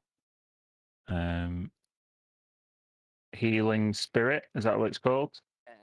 Healing spirit. You should now be able to control it. Has it got HP or not? I can't. Is it this thing next to me? Yeah. I can't control it. Yes, because I'm asking you for its HP. Oh, no, it's just a thing. Okay. Now you should be able to control it. Nope. What? Oh, it didn't save any of the information I just put in it. Now you should Yeah, be able to control got it. it now. Thank you. Cool. End of your turn? Yep. Okay. All right. What are these little bastards doing? 1, 2, 3. Just see this one, Walker, look up at you. Come and play with us. I would like you to make a strength saving throw. I'm shining shit right now. Mm-hmm. How about no? Yeah, you glow yellow and you can feel your grip starting to loosen on the earth below you, but you manage to resist it. However, as your concentration is on resisting the spell or effect, one of the children that was invisible before appears right in front of you. Okay. So, I would now also like you to make a Constitution saving throw. This is Dan's revenge for every time he went to school to work and got really angry at No. his class. Yeah, you resist that as well. You can feel like this kind of stiffening, but you resist it. There's a child now directly in front of you. Jade, you are afraid of the one in green down here. So I think that means you have to move as far away from them as you can. Cool. Or not move towards them, rather. Yeah, you can't move towards them. Your attacks have disadvantage until until you see it. Mm-hmm. Okay. But I can have an action, right? Yeah. You can act. You can move away You from can it. move and act, yeah. If you want to Yeah. go in the fire, in the Yeah. hole or something. Yeah. I am going to use my Trickster's Escape to cast Freedom of Movement on myself. Okay. And then I want to try and take a bit of a leap into the waterfall. Leaping into the waterfall will cost you your action, which you've used.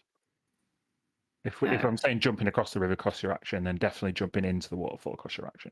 Am I not right there though? Is it not immediately in front of me? Oh, you can try and stick your hand in, but if you're going to try and jump into the waterfall, Right. Okay. What's your I didn't think it was a big jump. That's all. I guess I will. Do I have? So I have to move away from this. no, you just can't move towards them. Right. You can't move closer, but you can move around. Cool. Well, I want to go in the waterfall, so I guess I'll just have to wait until my next turn.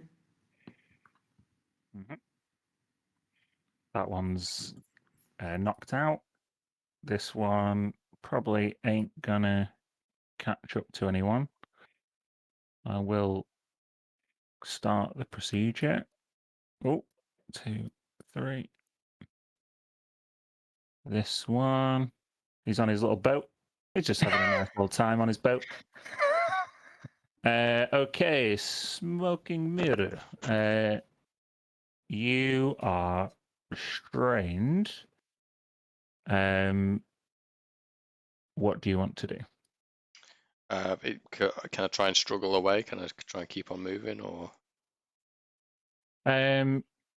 Restrained reduces your movement speed to 0, right? Yeah, I think so. Yeah. Yeah. So, unfortunately, not. Your hand is now stone, one with the stone at the edge of the waterfall. Yeah, I'd just be struggling to try and escape. I'd maybe yell out, "I'm stuck." Okay. Then at the end of your turn, you can repeat the saving throw. It's another dexterity saving throw. I think if you're restrained, it's at disadvantage. Okay.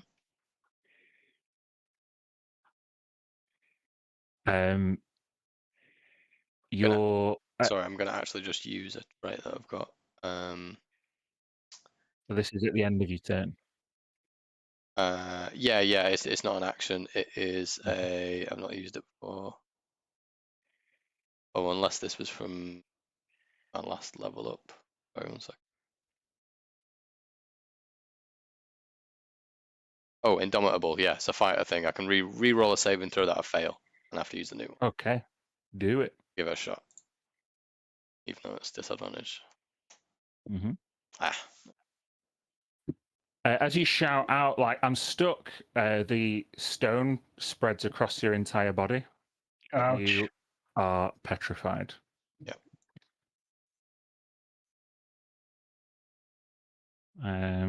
Oh, fuck. This one can't really go too much further. I'm going to stand here.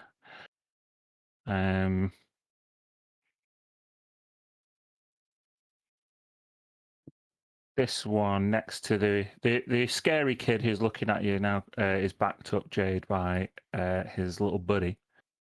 And I would like you to make a dexterity saving throw. You manage to shrug off whatever magical effect it is. You see like a twinkly red, kind of almost like a hypnotic pattern around his kind of his head and his eyes, but you pay no attention to it. Feather, Okay. crouching down. What do you do? Okay. I am going to. I saw what happened to Smoke, right? No, not if you were crouching down further up above the waterfall. Okay. So my plan is to use my movement to get across here. And you said it's an action, right? Yeah, action to jump across the river. Okay.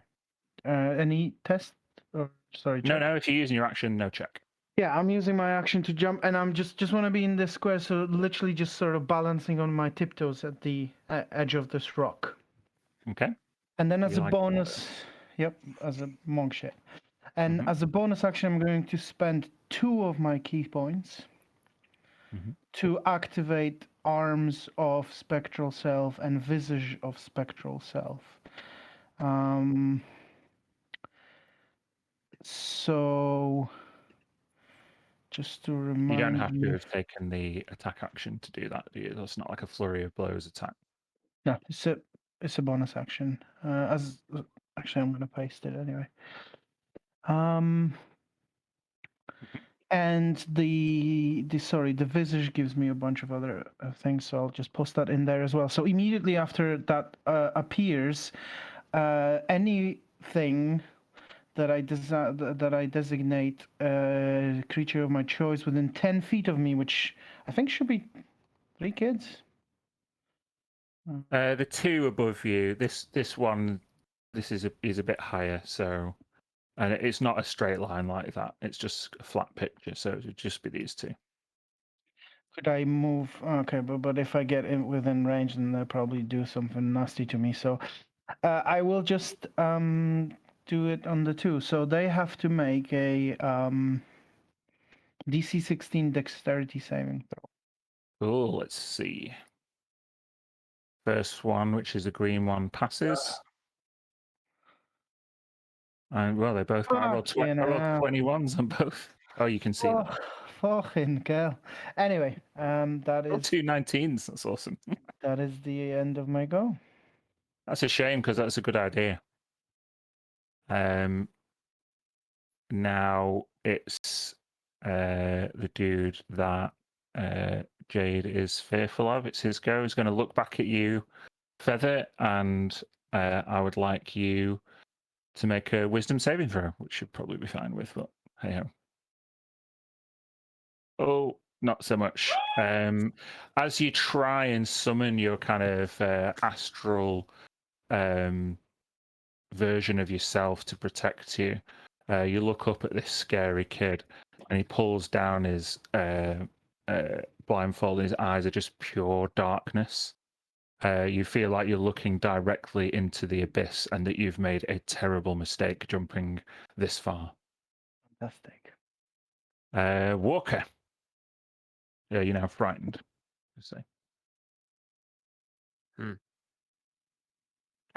you get some healing for your spirit? I get the 5 points that I rolled previously. Okay. Thank you for reminding me. Can I hit? Can I reverse and hit the kid with the back of my dagger?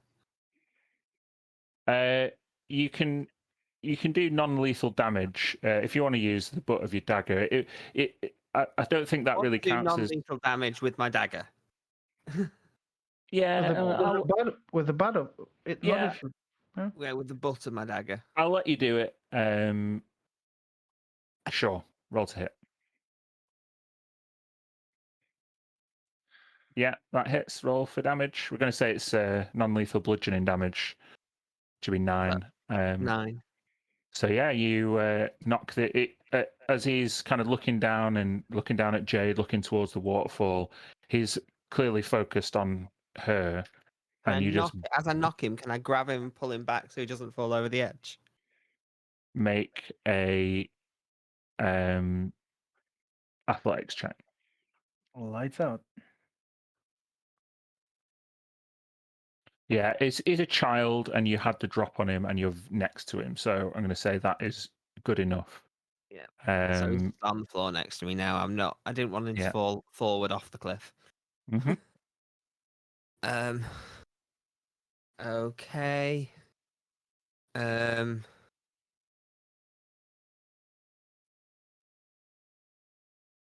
Got a brace head. No, can't. That'd be too dangerous to throw a dagger at another kid. Let's not. And you definitely couldn't guarantee that the butt would hit. Oh, I just murdered that kid. Yeah, let's not do that. And I've used my action, so I can't move. I'm going to leave my healing sprite there as well. Okay. Yeah, that's And my you turn. Unless. Yeah.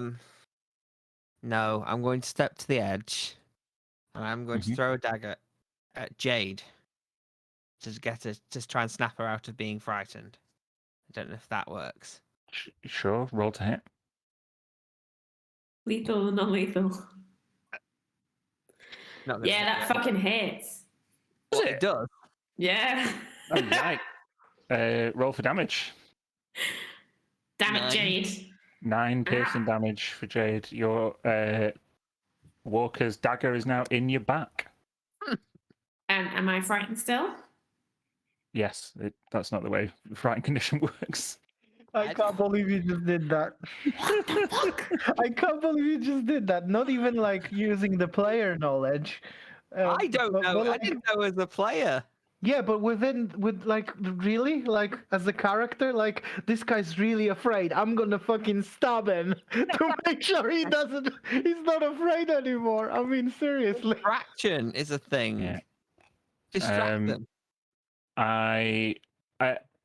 As this one saw you, Walker, knock their friend out, I am going to ask you to make that strength saving throw again.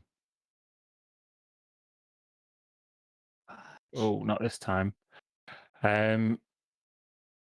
You throw your dagger down. It hits Jade in the back, and you're confused. Oh, perhaps that was a mistake. And you look up, and this kid is now looking at you. His eyes grow yellow, and so do you.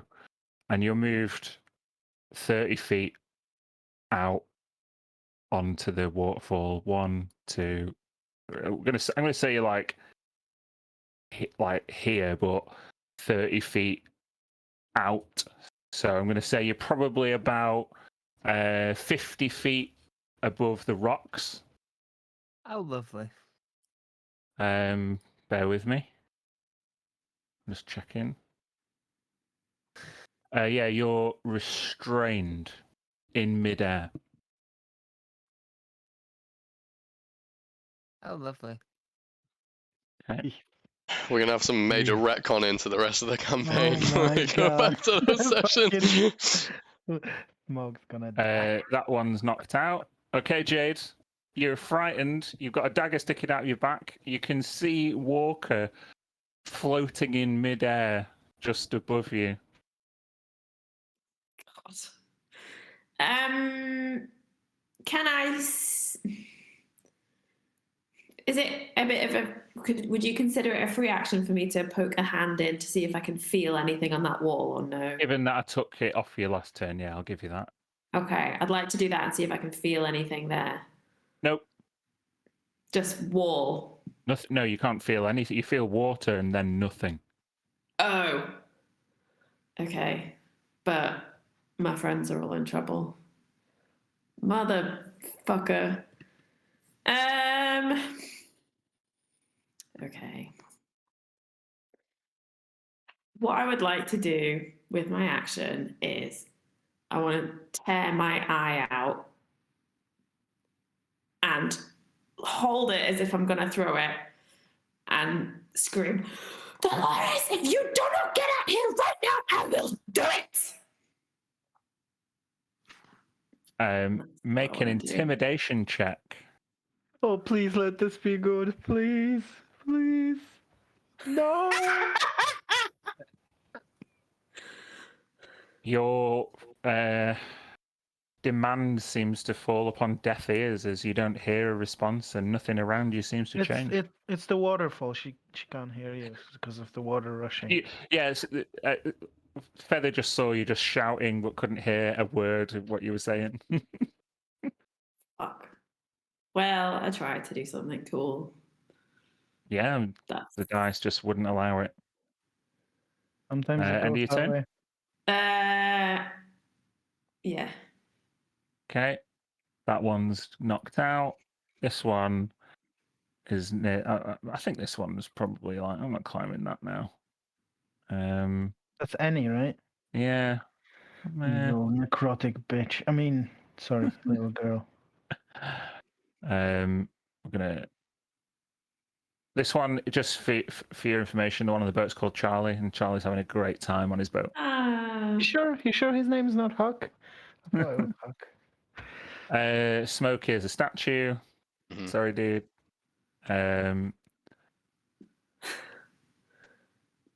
Well, Walker, you are restrained in midair. Yes. A big sitting duck. Yep. I'd like you to make a dexterity saving throw, which I think, do you auto fail as restrained, or is it just disadvantage? I think restrained is Disadvantage. disadvantage. Yeah. Yeah, make that dex save. Yeah, it has disadvantage on dexterity saving throws only.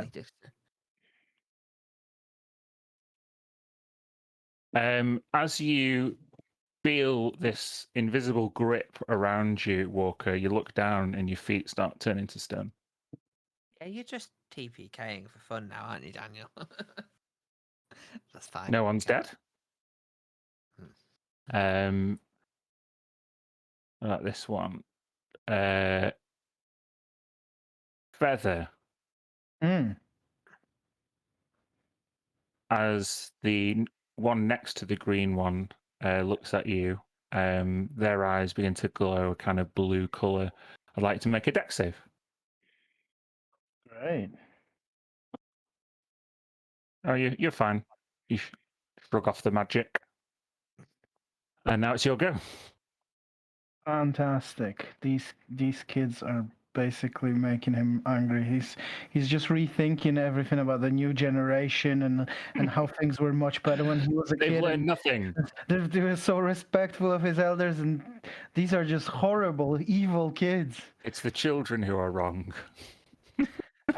So I am going to. I can't move towards them because I'm afraid, and I have disadvantage. On attacks against them. But I am going to use my arms of astral self because they have a 10-foot reach to first hit the dude that I'm afraid of with disadvantage. Mm-hmm. That'll hit. Cool. 7. Non-lethal Yeah, astral No slap. need to laugh.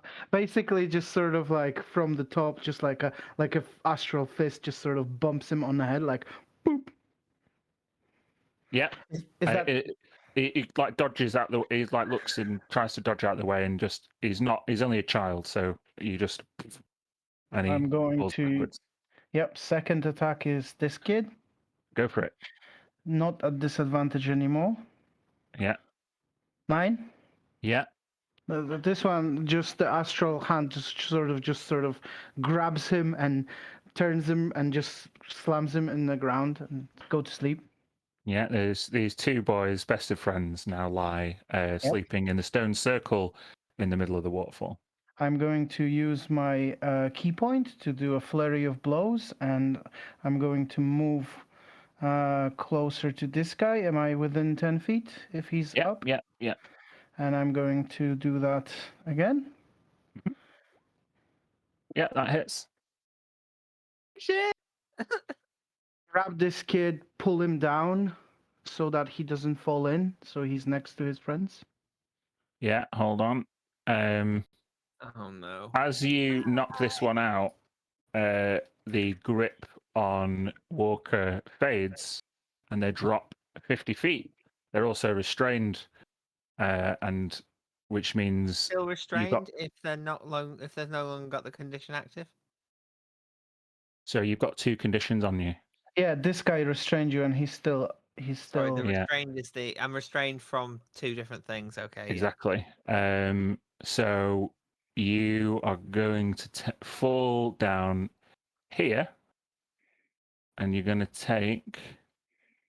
Is it dexterity saving throw to reduce the damage? Yeah. I mean, your feet are stone, so it's a high DC, and you've got disadvantage.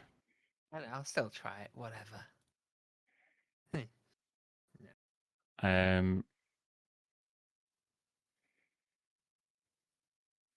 I need you to take 20 bludgeoning damage as you as you hit the rocks below.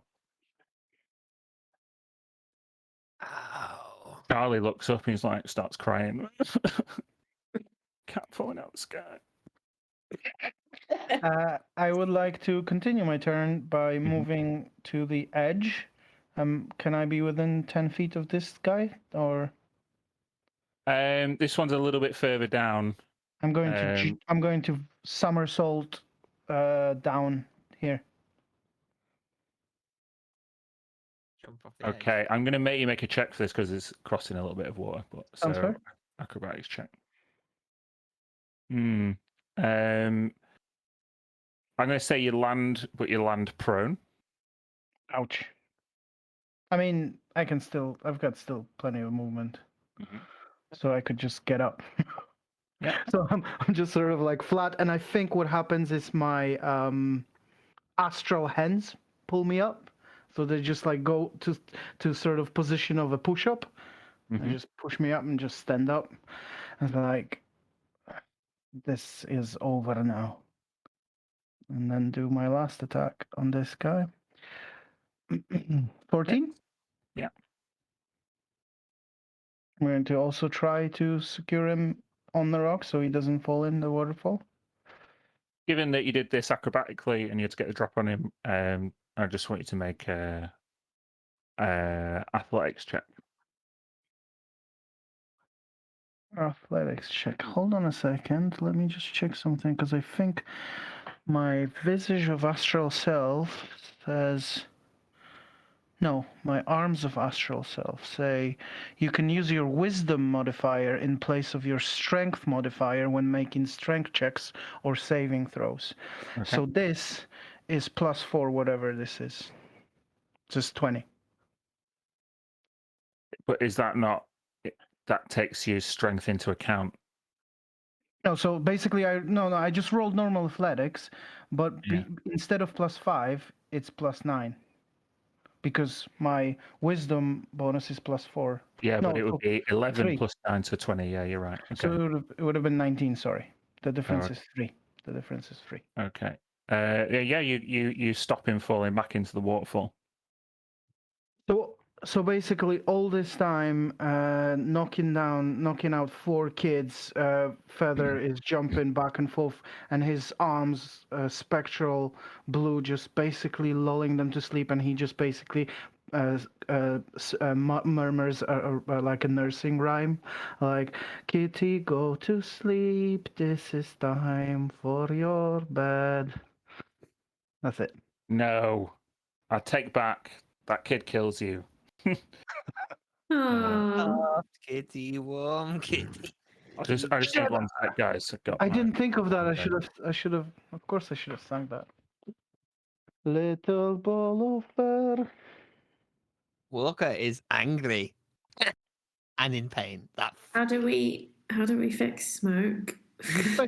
well, You we should need be- to knock out the last 2 kids. There's 2 kids that are not knocked So- out yet.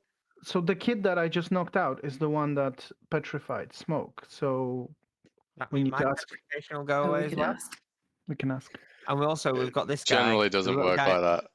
We've got Huckleberry Finn. Yeah. I think you're right, John. Once it's Once you're went petrified, past. you're petrified. Yeah. Yeah, I think petrified. Huckleberry Finn, and we've got whatever the boyo hiding underneath the cliff near Smoke. We still have the Need, like, greater freaking restoration, fate to though. deal with as well. Like, shit. Can cure wounds heal petrification? No, I think it has to be like greater I think restoration or it's some greater shit. restoration.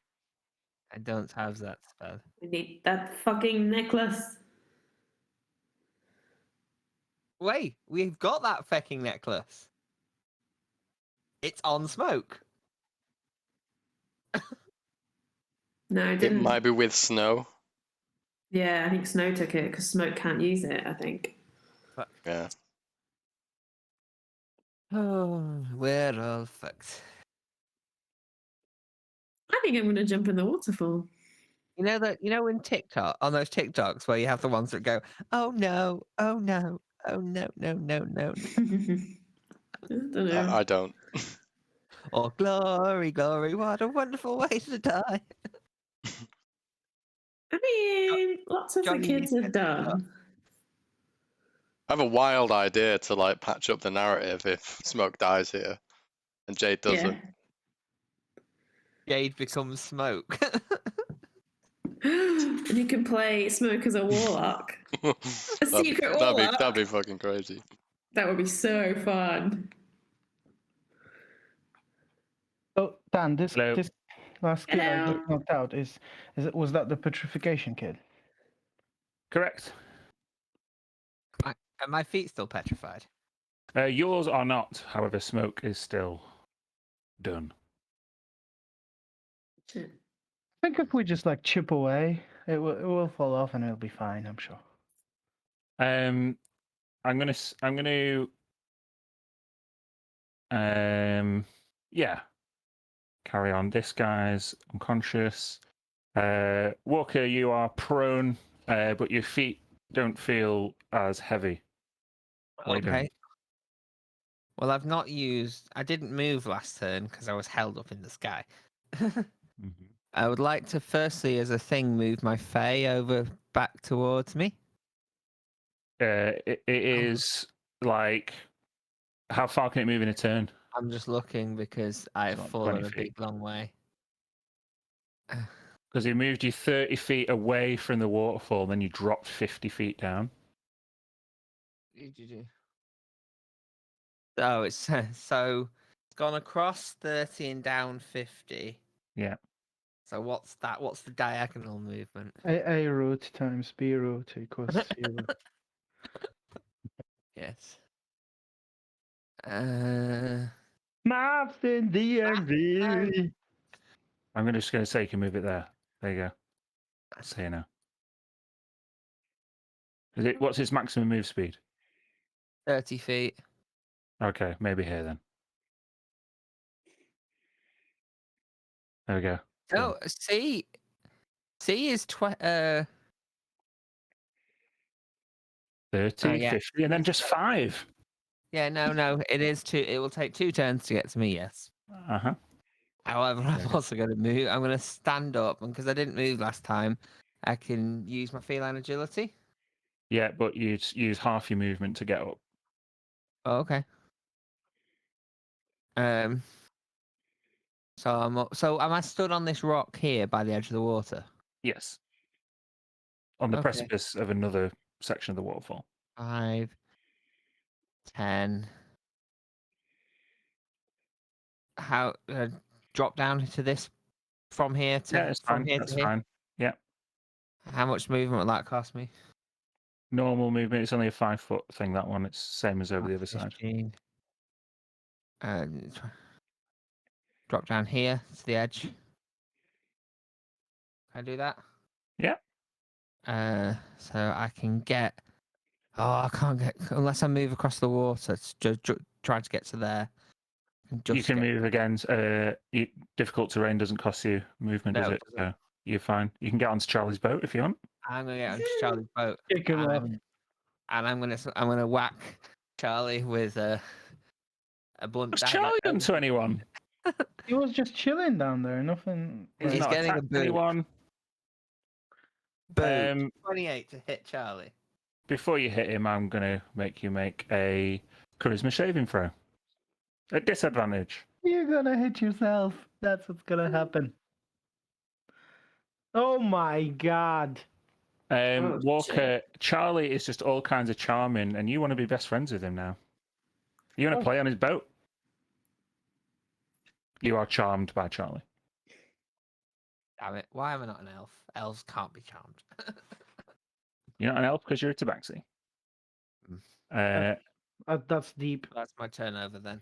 I like it. Okay, just make sure you put your charmedness on your token. This one's knocked out. This one's knocked out. Jade! The one you were scared of is sleeping thanks to Feather. So you're I'm not no scared. longer scared. No longer frightened. Right. I'm desperately because can I see smoke? You can't see him just from where you are because you're literally facing a waterfall clutching to the rocks. Right, then I don't know what state smoke is in, so I am going to use my action to leap into the waterfall, please. Yeah, I'm not going to make you make a throw. The rest of you, well, I don't know who would. Feather would see Jade jump through the waterfall and disappear. Wait. Oh, well, she's gone. I've still got my eye, Mhm. and as I jump, I say, Dolores, I mean it! I will throw this away! Claude!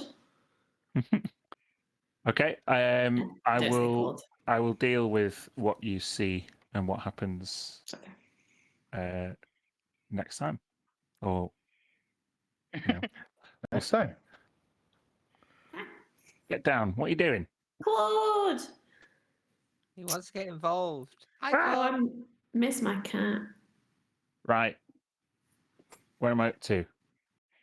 Only, what, 2 kids left, right? That we can 1, see. 2, 3, 4. And he's going to disappear. She. Charlie is making you a hat out of parchment, Walker. That's what he's doing with his turn. Smokes a statue. Feather. I will look at Walker down there. Just sort of shout, you take care of that one. Need to help Jade. You got this. You got this. Walker looks up in his paper hat, like. And I will just do some monk shit to get in the waterfall. You can walk on the waterfall, right? So I can run on water. yeah. You dive through and join Jade. Does that take my action or? Yeah, it would do. Yeah. Okay. That's it then. Okay. Walker. Yes. Yeah, you are charmed by this kid. You regard it as a friendly creature. What do you want to do? Well, if it's a friend and not going to hurt me, then I'm just going to. It's not no threat to me, so I'm going to move away to go find the rest of my team. Okay. Given I think you're the only one left on the map who can move. Smoke is Yeah. petrificatio. So I'm just going to end the turn order. Yeah. I'm going to take as long as I need to take to get up in there. It's only about, I think it'd be 3 Yes, turns equivalent it's- or something. That's fine. You can have a little bit of healing from your fey creature as Oh, yeah, well. it would heal me a couple of times and then vanish. So it'd be Uh-huh. 3d6 worth. 14. Nice. So I've got bear with me.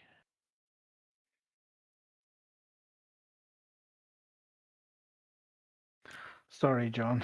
I just totally left you out there. There's nothing we can do. None of us have great. Your clan leader in waiting. You've think- left I to be think- part of a waterfall. I mean, I think we're probably going to remember him when we're there, and he's not, so. You heard me yell out that I was stuck. Yeah. Yeah.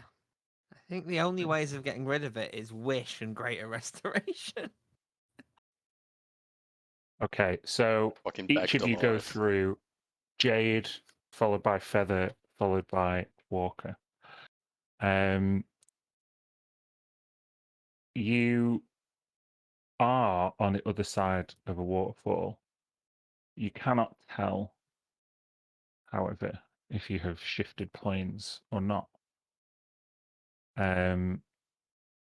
Just gonna put you behind the waterfall. Bear with me. Cool. Jade would be first, shortly followed by Feather, and then Walker.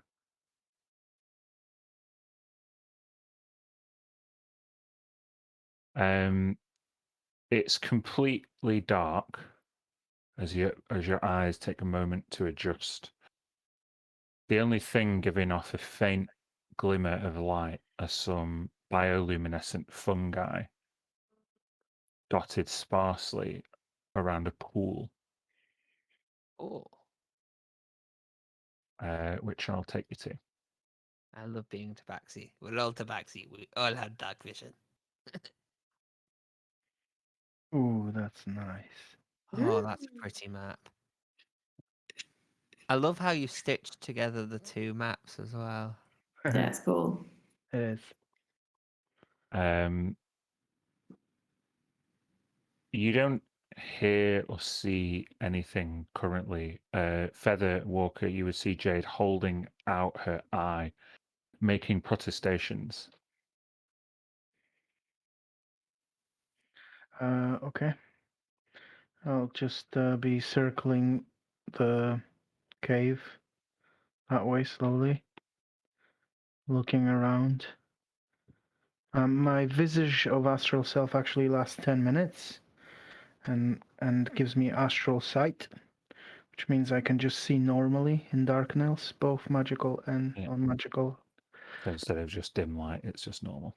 Just normal vision, so I'm using that to just scout and... If you're looking around with that power, then I'll give you advantage on your perception check. Okay. Okay. What are the rest of you doing? I'm going to stand guard at the entrance so that nothing slips past either way.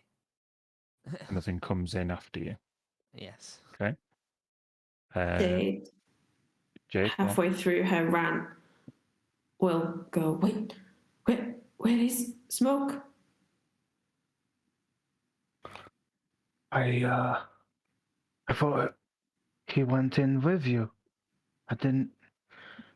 shouted something about being stranded, but then I didn't see him. I assumed he was here. I told you to stay away. Dolores? This voice echoes around this tiny chamber. It's a cramped, dark, and dank space. Walker, Feather, as you look around, this is barely inhabitable. Not a nice place. Feather, you can hear the voice coming from above. It seems to be floating somewhere.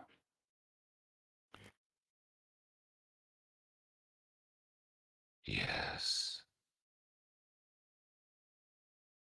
What do you really want? I want to see. And this being floats down from the ceiling. Fuck.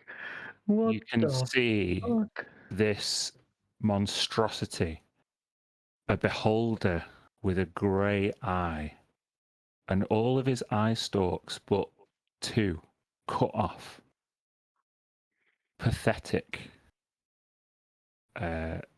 hobbled under a cloak.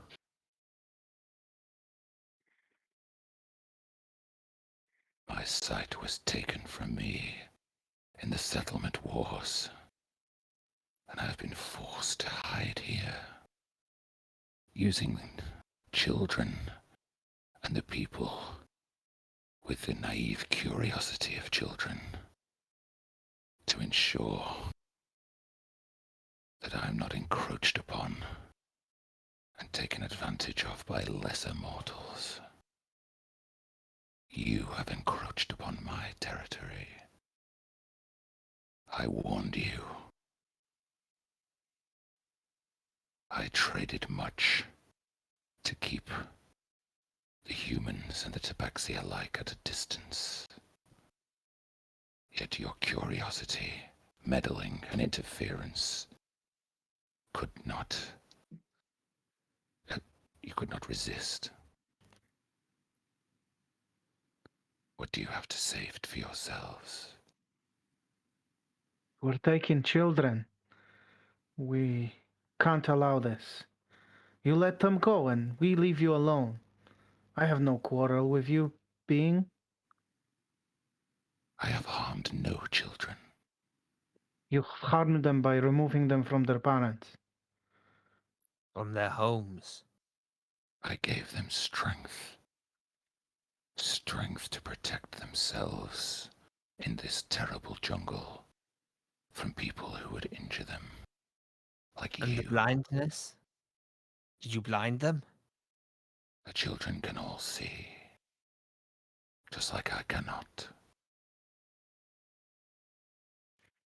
Was it always you? My deception was necessary.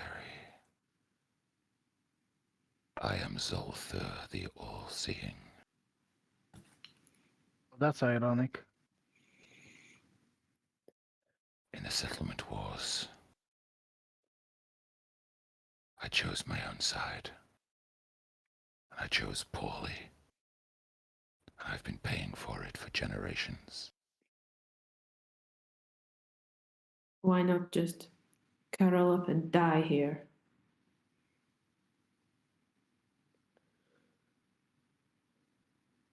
I considered it for decades. However, my kind spends lifetimes beyond the stars. My curiosity about the people of Timbereach began to grow as more and more people wandered into the jungle. But I dared not approach them. Children were the only people I could convince to approach, except you, Jade. Why me? You have a pureness of heart. I knew you were not Inja, a helpless being like myself.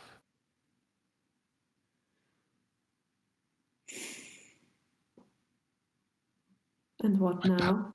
My power has grown stronger. But I worry that the people of Timbereach would not accept me. You could disguise yourself, always there, and just hang out there and go to the pub. and not blind children, and not turn my brother to stone. Oh, I don't know that. Not make my brother stuck.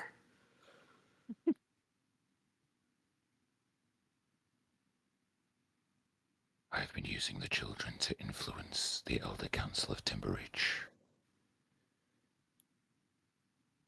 I've been supporting the local economy and educating the children remotely, trying to teach them ways of peace, diplomacy, trust, and negotiations. But I am not ready. They are not ready. It was my hope that then when they became of age, that they would welcome me into Timbereach with their open arms. You want to have friends? Or you want to rule them? I mean only to acquire knowledge and see through the eyes of others. There has to be a better way. The road to enlightenment is a hard one, but everyone can find their own without hurting another being. Why, if you are just trying to teach the children and show them the better way, then why bring them here, where their parents are worried and come hunting for you? I bring them here because I enjoy the sound of their laughter and the innocence in their hearts. It reminds me of a time before war and terrible destruction. And let them visit and then let them go back to their parents. They visit I every worry now and that again. if they were to tell their parents what I really was, then I would have signed my own death warrant. You not remove that from their minds magically? You seem fairly powerful. My power grows, but I'm not that powerful. Yet. You know, when you say things like that, it doesn't seem like you're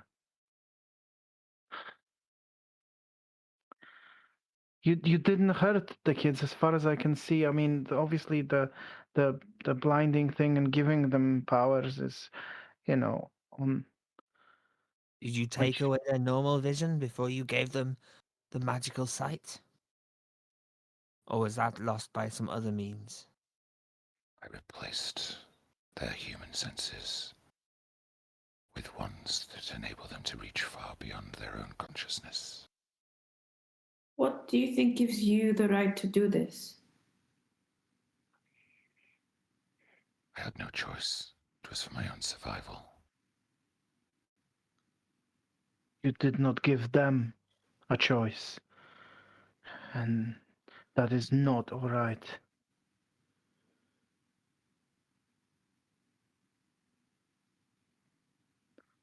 The children came to the waterfall willingly.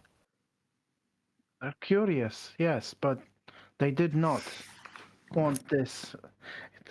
We met one of your kids before, and she was terrified of what she accidentally did to me, and it was horrific. It sucked the very life essence out of my body. This powers you give them,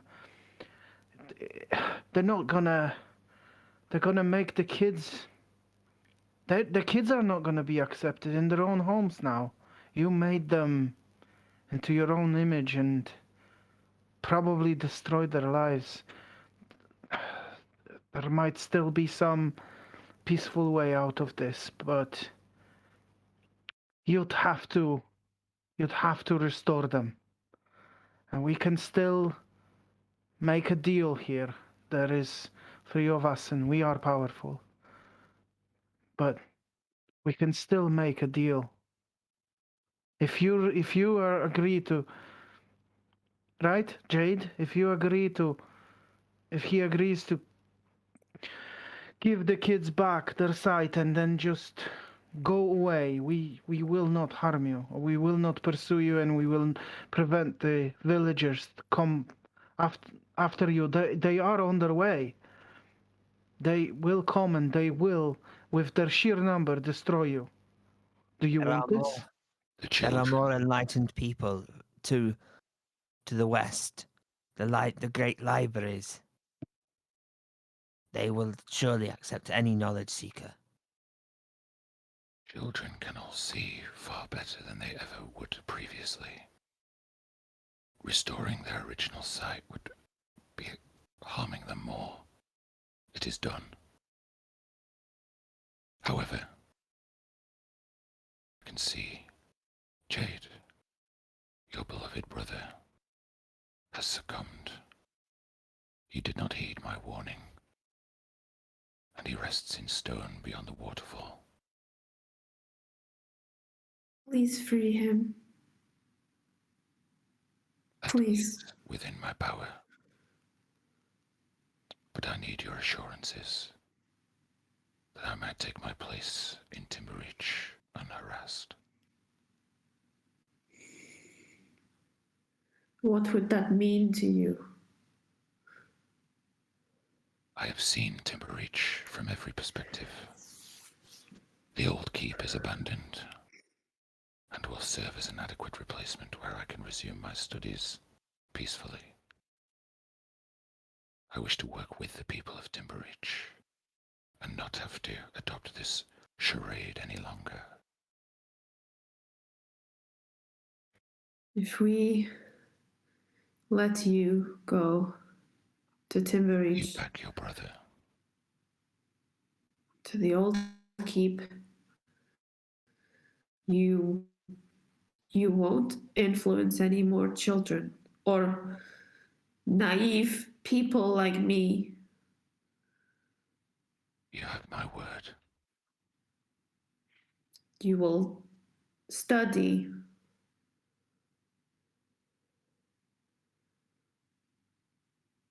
I And our guarantee. relationship will be broken. If that's what you wish, Jade. I was always going to make the jungle more fun. I didn't need any powers for it.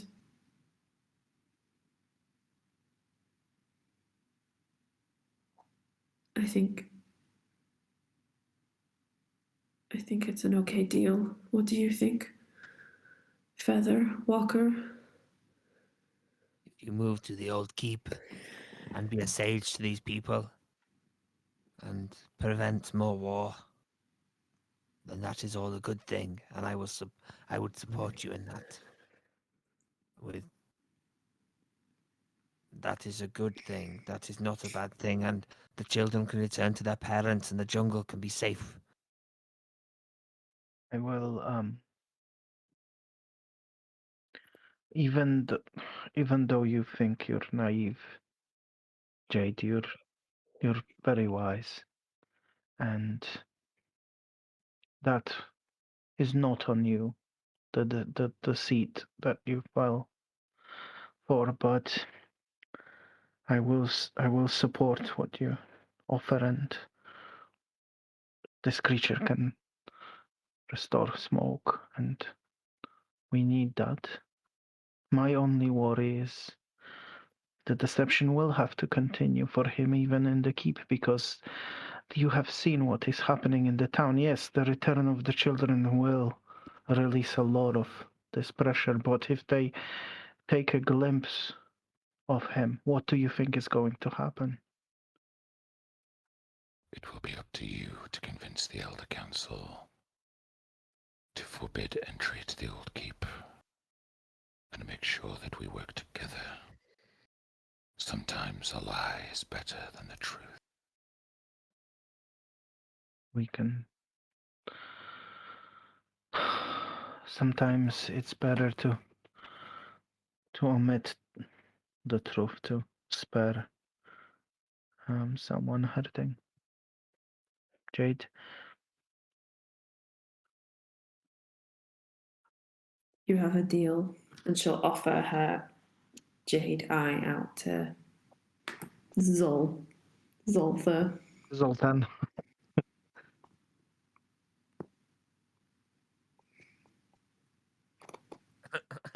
Great.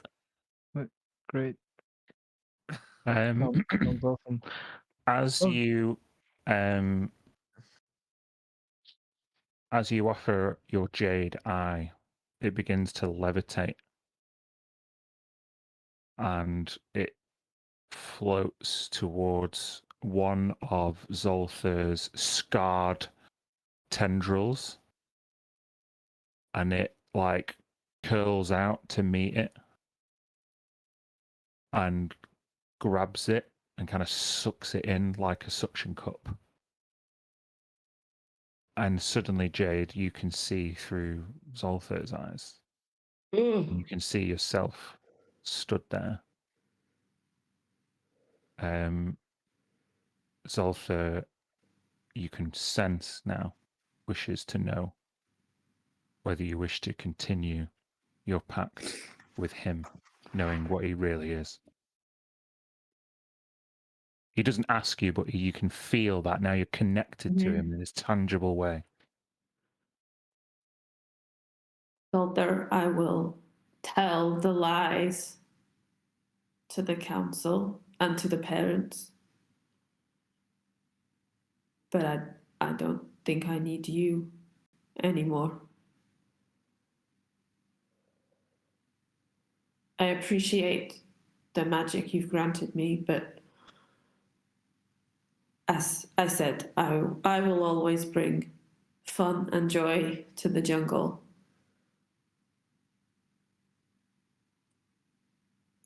I don't need your kind of magic to do that. Thank you for bringing fun and joy to my lonely existence. Since we met, Jade Canvas. And he relinquishes the jade eye, and it just drops in the pool. And he then begins to float over your head and towards the waterfall, towards Walker.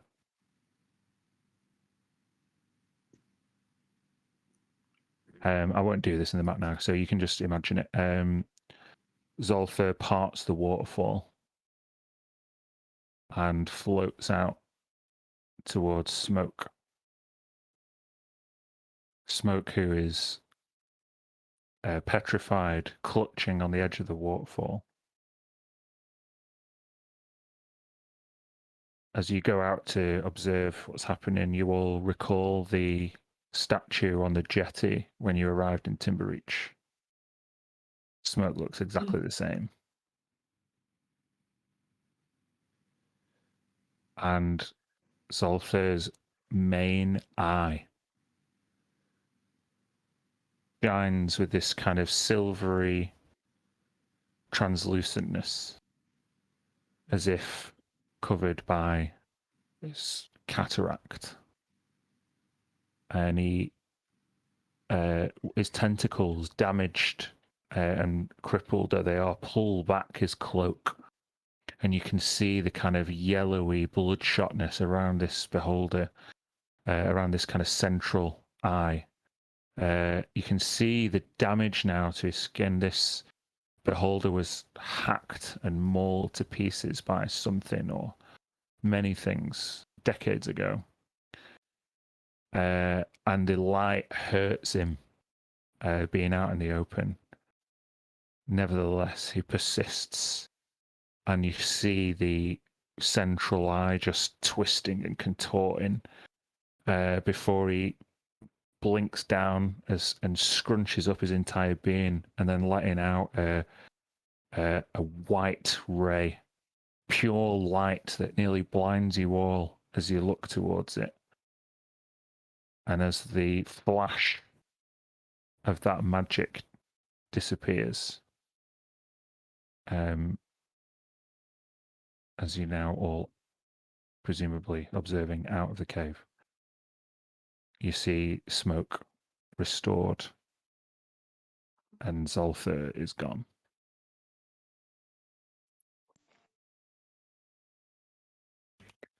Smoke and mirror, are you?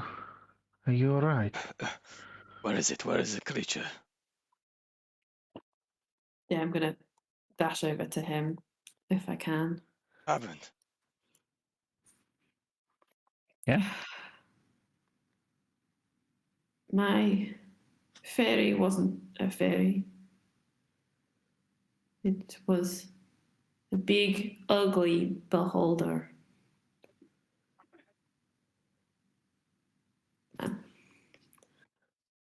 I'll explain everything that Zolther explained and Are show you- my now empty eye socket.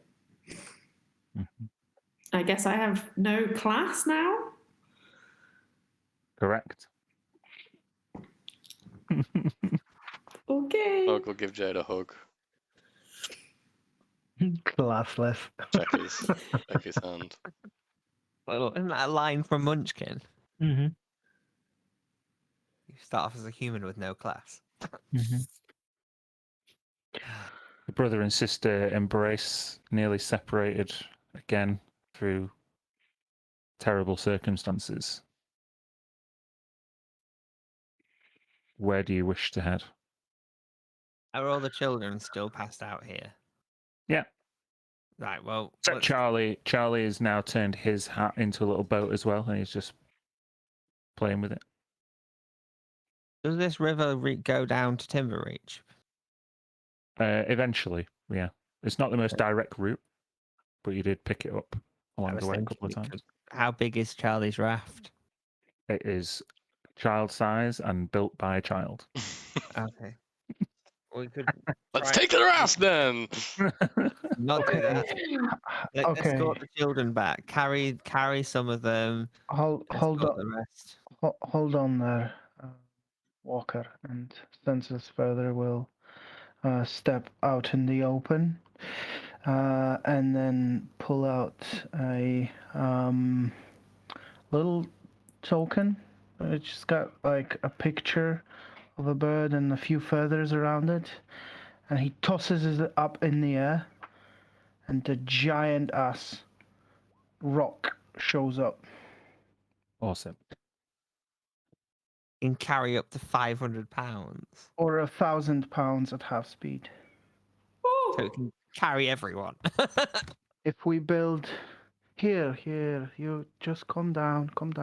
We're gonna need your help, my friend.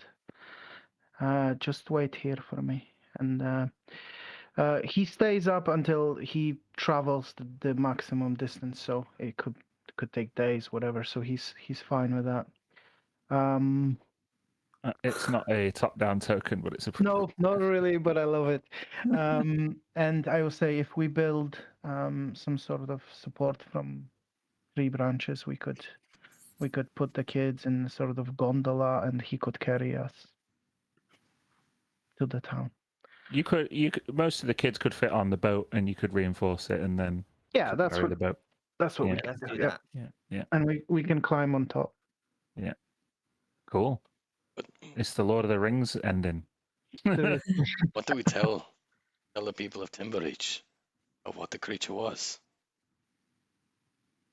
As we're working on the raft and everything, we just say, I don't know. We needed to make this deal. Jade needed to make it, and you needed to be saved.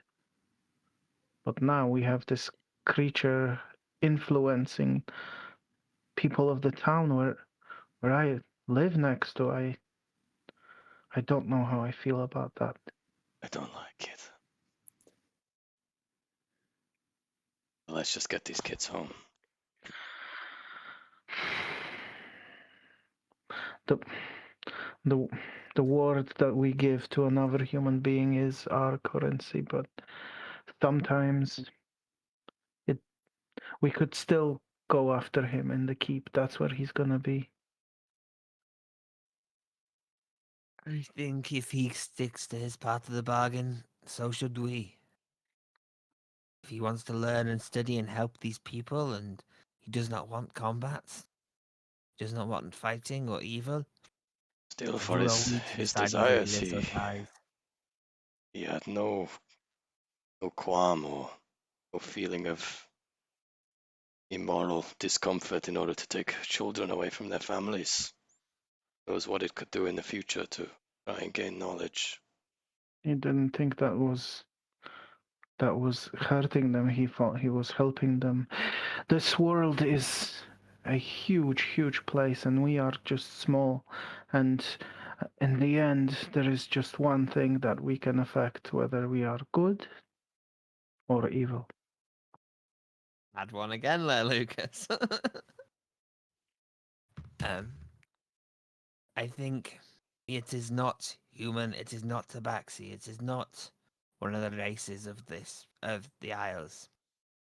We cannot try and make it follow our rule. You think we are somewhat responsible for what happens to the villagers, and they're our friends. I've lived next to them and with them and helping You them can for. keep an eye on them, and if the creature starts to break the terms of the deal, summon the rest of the Tabaxi. I'm sure Smoke would agree. I can't believe I just had. Sorry, this is complete player response right now. I know what you're about to say. Flabbergasted. We didn't say inside check even once during this No, yeah. conversation. How Okay. did we not do this? The three of us. And Walker's proficient I am in insight checks so- as well. Can we make a retrospective one? Nope. I am flabbergasted. Like right now, it just hit me, and we've got some really wise people in our. Oh my god. We do. Sometimes you don't need an insight check to like gain your own insight into what's No, going on. you there. don't. You don't. True. I mean, yeah. If it breaks the terms, then the Tabaxi will deal with it. But he's already done something that we need to. All of us need to make a decision whether it's acceptable or not. The taking of the site and using these children. Can we just leave this? They still see. Yes, and then can kill their parents if they refuse to give them a favorite toy. But is that their choice or the beholder's choice? That is their Well, child's choice. yes, they're kids. They will get mad. They will get angry. This kind of power, people much older and wiser misuse power all the time. Of this caliber, it almost killed us all. You've seen this. Smoke. Power What is do you not say? not some great boon to make one enjoy one's life more. It is a responsibility, and most often it is a burden. And these are Children have kids. had a normal life taken away from them. But the thing is, can we fix this right now? Even if... I don't know. Let it lie in its place for now, while we know where it is. We'll choose carefully who we speak words of this creature to. Let's get the kids back. Let's stop the groups of hunters going into the jungle. Let's fix this immediate problem and sleep on it. We all need rest. Can we just sort of like discern what the kids kind of remember after, or are they still unconscious, or?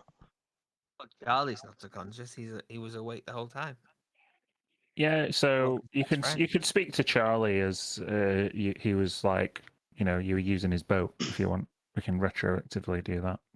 Well, just that I'm not sure exactly how to say it, but like when we saw Annie, she seemed to have lost her memory of having parents. I'm just trying to discern if that's still the case, or if they can remember. Do they still remember the beholder Dolores? When after Zolfa disappeared, there seemed to be a slight change in Charlie's demeanor. Cute and charming though he naturally is, he began to miss his mother and didn't seem to be the mouthpiece of anybody else but himself. He seems to be acting normally. What do you remember of being here in the jungle and how you got here and what have you been doing? Well, Daddy's a hunter and he goes out all the time, and they never let us kids go. So me and Poff and Annie, we used to skip school and go as far as we can, and we found this waterfall, and this pretty fairy, she used to play with us. She used to teach us things, stuff that we should have been learning in school, but she made it fun. She told us about gravity and about strength and about wisdom and how we should avoid violence and how we shouldn't tell Mummy and Daddy where we've been, because the fairy, Mummy and Daddy would want to kill the fairy, and it would just be our secret. Those are all good lessons apart from the last bit. You can tell your mother and father anything, they will understand. This, the school in town, right? Is called. That has his name. It carries his name. Who runs the school? Like adult? Do I know, Dan? Like any adults actually run this school? Yes, as I revealed to you in the text, Document. Yeah. Zolfa is run by a human female monk of Timora called Wang. We should definitely talk to her because it's either him in disguise or she knows him.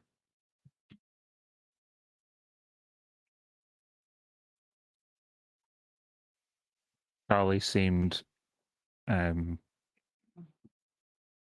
not distressed by his experiences with the fairy.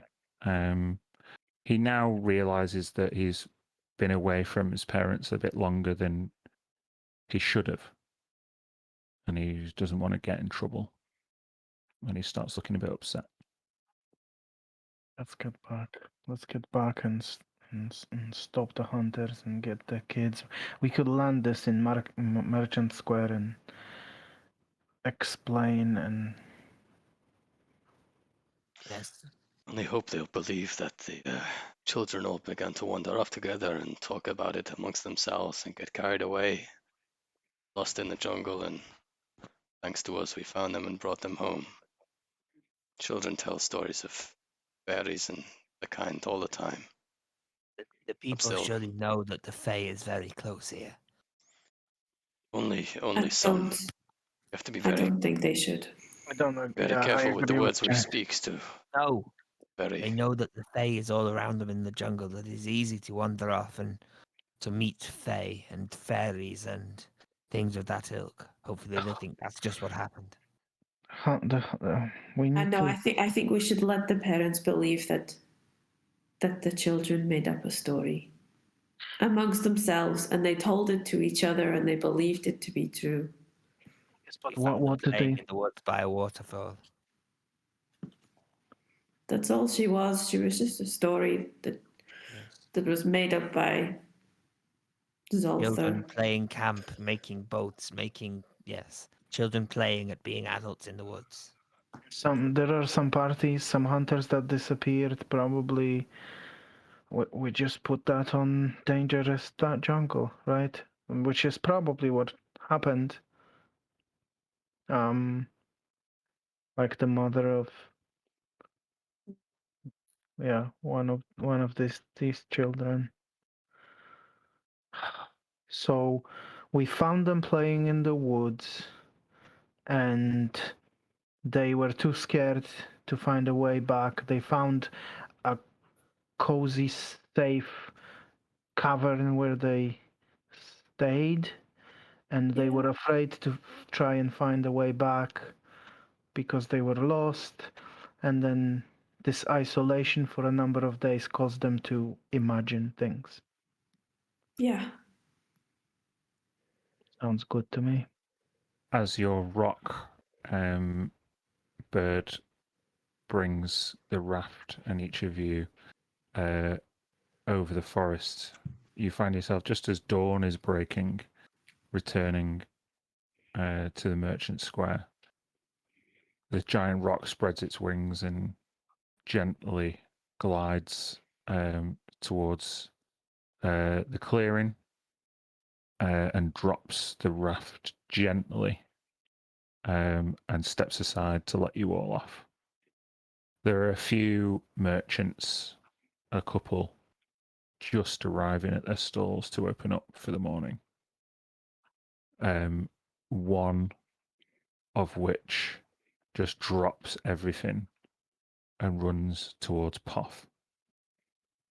And all the kids kind of embrace this one marketeer. Oh, Poth, Charlie, Thasha, we've been worried sick. They're okay. I'm so glad you're all okay. Oh, thank you so much. We can always count on your kind. I don't know what would have happened if you hadn't have brought them back. What would we have done without you? You silly children! Don't ever wander off like that again. The jungle And, is our place to keep safe.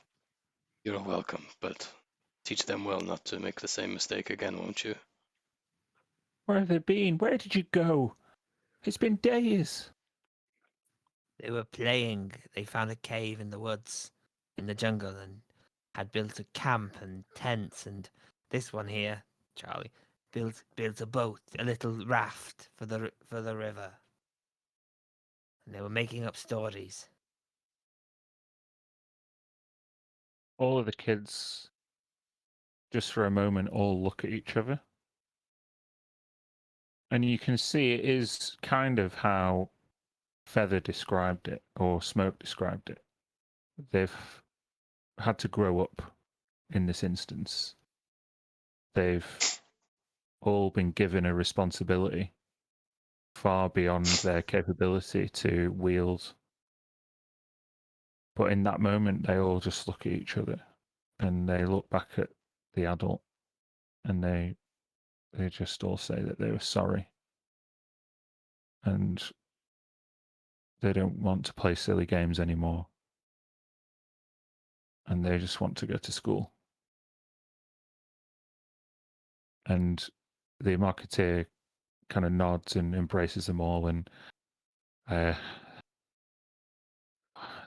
listen, Smoking Mirror, you should probably go and tell the hunters at each of the inns.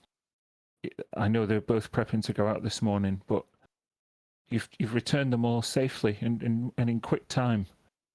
We can't thank you enough.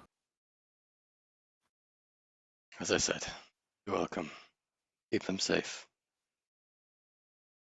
Shall we And the take adult takes the the children kids. with us to convince the hunters? They may not believe us otherwise. Well, they believe us or not, they'll soon I enough will- want to go and check. I think what I will do is Feather will summon briefly the visage of his astral self, and then use a word of spirit, which amplifies my voice so every creature within 600 feet can hear me. And he will just boom. Cover in the square. The children are back. Come here and see. Awesome use of your ability. Take a point of inspiration. Sounds amazing. As people from around the merchant square, the houses, everyone in the broom, in Hunter's Hall and the Stag and Unicorn, all arrive. Each of the children are reunited with their remaining parents. Both Malachi and Malar families look with gratitude towards the Tabaxi people. And yeah, you have prevented not only a ravaging excursion into your own territory, but a needless competition of between killers that could have escalated in unknowable and dangerous ways. You are relying on the children's stories to be perceived just as that, and you've made a promise to Jade's former patron to attend to the council. Whether that is Smoking Mirror and Jade Canvases and the rest of you's priority as dawn breaks for your third day into your journey is up to you. I think I think we should probably do that before we leave. So the just out of character, the bird actually lasts until it travels 144 miles. So we probably lost what, maybe 15 of it, or I don't know how much would you say, Dan? How much? Yeah, I'm going to say 20 miles. Okay. Given that I'm going to say you didn't actually travel that far, but carrying that thing, it would have made the journey a little bit more difficult, carrying the boat. Yeah. But yeah, that's obviously a massive boon. I'm going to say the rock goes and flies and perches itself on one of the old walls of the old keep. You can see it. Yeah, it's multicolored, so it's like a little rainbow. It's probably purchased, yeah, somewhere on the keep, and so yeah, so we can use the bird to travel about hundreds of miles or so towards the Tiger's Watch, which should shorten our journey there. But before we go, I think we should go speak to the council and come up with something to tell them, Jade. Now? You want to go now? We should do this before we leave. We need to get to the clan summit. That's what I mean. Well, we can take a rest. We can take a night's rest, whatever. Well, It's day's rest. morning. Yes, but we You missed haven't our slept all night. yeah we missed our beauty sleep, so we could rest fully and then go to speak to them, or speak to them now and then rest. I don't know, whatever you wish. But before we leave the town, we should settle this one way or another, whether we wake up and go and try to kill him or we follow the deal. Yeah, just in terms of logistics, I'm going to say the town is going to be too abuzz and wants too many questions answering, especially from the council, for you to just go and have a kip for a bit. Do you know what I mean? Like, Mm. I'm not sure anyone would let you sleep for 8 hours. Fair enough. Then rest, then fly. Yeah, we can fly. We can rest on the way, somewhere in the quiet of the forest. The rock will be with us for however long it takes for him to travel that distance. So it's not lost. Amazing item, by the way. You have to thank your brothers when you see them again. Family always coming in useful, even when they're not around. Hmm. What do we tell the council whenever we speak to them? Well, we should ask them if they will consider keeping the story, the children's story, as it is for the public, so that no one turns an eye of suspicion towards the tabaxi. The elders can decide for themselves how they wish to deal with that creature, Saltha. We tell them the truth. I think so. I think there is no other way. They will find out one way or the other. Sooner or later, they will encounter that creature, and I'd rather it not Creature is a unfold mysterious with. benefactor. They may know of him already. I would rather it not unfold that we're involved in keeping some information or trying to manipulate one side or another. But for the sake of the public, probably better that they don't know. That is wise. So you're going to Redwood Manor now? Yeah, Yeah. yeah, we're gonna have to. All right. You are met with crowds of people who just want to give you nothing more than their gratitude. They come out of their homes to wave at you. And whatever mistrust or suspicion that seemed to have bubbled under the surface in Timbereach over the past few years seems to have dissipated. And you are in friendly territory once more. Seems as though when people, when things are going well for people, then they're more likely to be positive. And you cross the bridge, you see Zoltha's School for Blind Children, and the name is there, clear as day. Classes are going to resume this morning, as you can see. A young lady kind of opening up the school gates and getting ready to receive lessons for the day. A couple of the children who kind of following the crowds along run into her arms, and she kind of looks towards you and kind of gives you a nod. As you make your way up the hill towards Redwood Manor, you see the doors are open. The earth around Redwood Manor is cracked, and I've described it already as quite dilapidated. There's lots of like notices and writs on the door. Everything from the schedule for the next village fete to nominations for the next fisherfolk representative. You've got caricature drawings of different council members done by kids and stuck on there. And yeah, both doors are open. It looks like kind of like a fusty old Methodist church hall that's been left in the woods too long. Who is going to represent the party in this interaction? I'm going to say that I'd like to perhaps introduce who we are and what's going on, but ask Jade to do all the recounting of the specifics around the creature because I didn't actually see it. Do I still feel as engaging and charismatic Yes, as you do. I once? I do? Yes, you do. Oh, great. That's why Zoltha chose you. Okay. So you walk in, and there is a crusty old administrator who's literally wearing his dressing gown. He's got like a tankard, which is giving off some kind of rank, meaty smell. They've got like a long, scraggly white beard, hair going out every which way, two circular kind of reading glasses, and a really long pipe, kind of like long, spindly fingers clutching the pipe. Basically, this person is having their first morning coffee and smoke as they've arrived for work.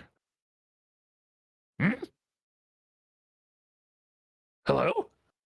There's no appointments? No tabaxi appointments, anyway? What do you want? Apologize terribly that we have to meet you so impromptu, but you not heard of the missing children who have now returned? Missing children. It's been a long time since I had children. Yes, there's something on some agenda somewhere. There was people getting their knickers in a twist about it. We were going to get round to it. The council were going to get round to it. Yes, lots of important things to do. Lots of important people to see. Do you have an appointment?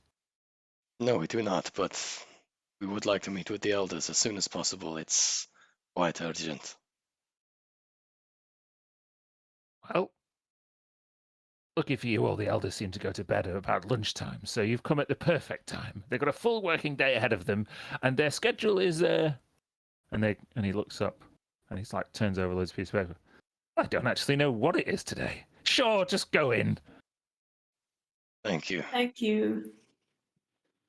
And you go past. The inside of this building reminds you of White Stag Manor in Mulloon, if it hadn't been cleaned or maintained at all. So there are still some like really large old paintings on the wall. There's still a double staircase and a central kind of statue that's crumbled and awful. There's really cobwebs everywhere. You go up the stairs to the left to this grand meeting hall, and there you see 4 people already engaged in some kind of inane natter.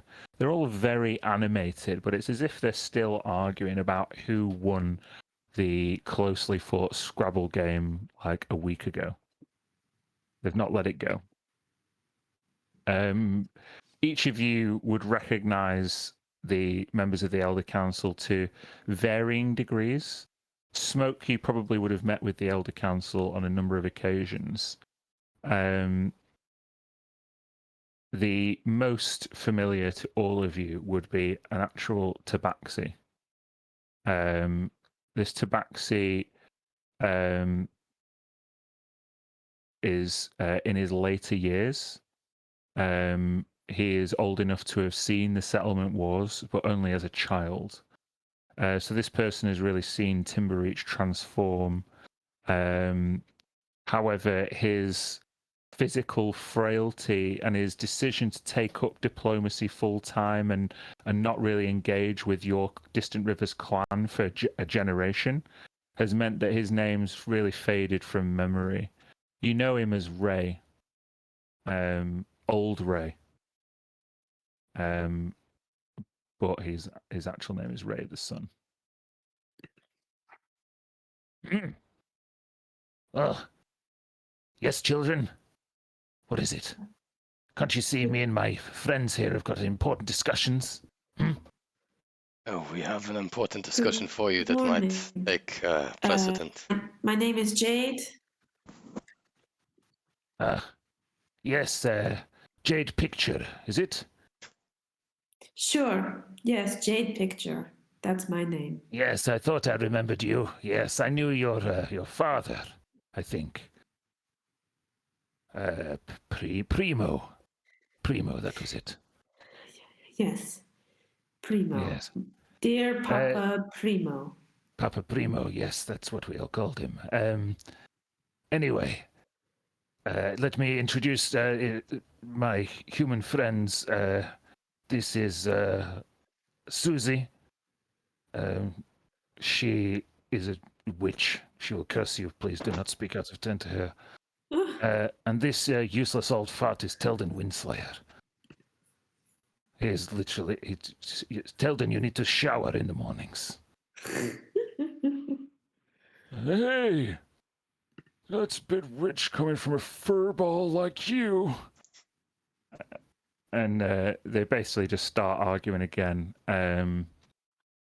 And literally Ray cannot keep his attention for more than a few seconds, and he starts arguing with Telden and Susie until a halfling kind of kicks a chair out, and she's the only one who seems like respectably dressed. She's got kind of golden wavy hair, nice kind of brass type jewelry. She's just got a really disarming and warming smile, and she comes straight up to Jade, and she kind of reaches out to you. There, child. I can see you've had a long night. Jade will like curtsy at her. Be like, Your Majesty. No, please. It's just Gala. Gala. Yeah, yes, it's been a long night, Gala. This council is, well, to be honest, it's just a place where I can keep these 3 out of trouble. I was here when Timbereach was founded in its current form, and I've been looking after everybody in it ever since. I used to look after you when you were a child, Jade. Really? Your father used to drop both of you off here in Timbereach while they went off and attended clan meetings. Smoking Mirror turned her into a fine warrior, I can see. Thank you. I don't know how refined exactly, but appreciate it all the same. Walker in the shadows. Still not holding down a proper job, I see. Can't resist you to take on a full-time position in the militia guard. Somebody needs to provide for all these kids. Tell me, what brings you to the council chambers so early in the morning?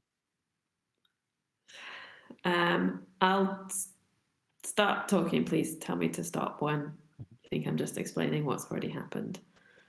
You can just say you tell them what you know what I mean. But if you want I might start actually. So as a player, I know that there's a 5th council member. Does Jade know that?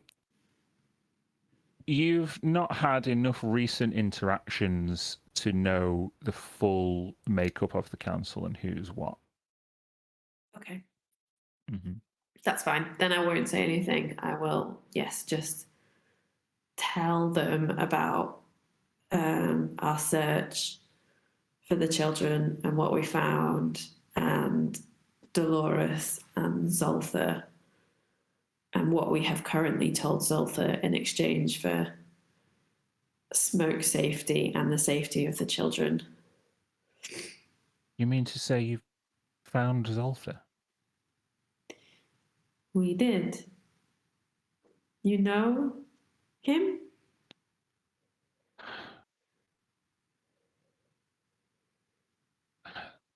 Zoltha made contact with me via letter nearly 50 years ago. His letters and communications would just arrive in the hands of passing hunters and tradesmen who'd come through Timbereach. He and I exchanged stories of the settlement wars and cursed the tragedies and violence that each of us had witnessed. He spoke with genuine pain. And to be honest, it became a source of solace and guidance and advice and she gestures back to the 3 other council members, when answers and solutions were not very forthcoming.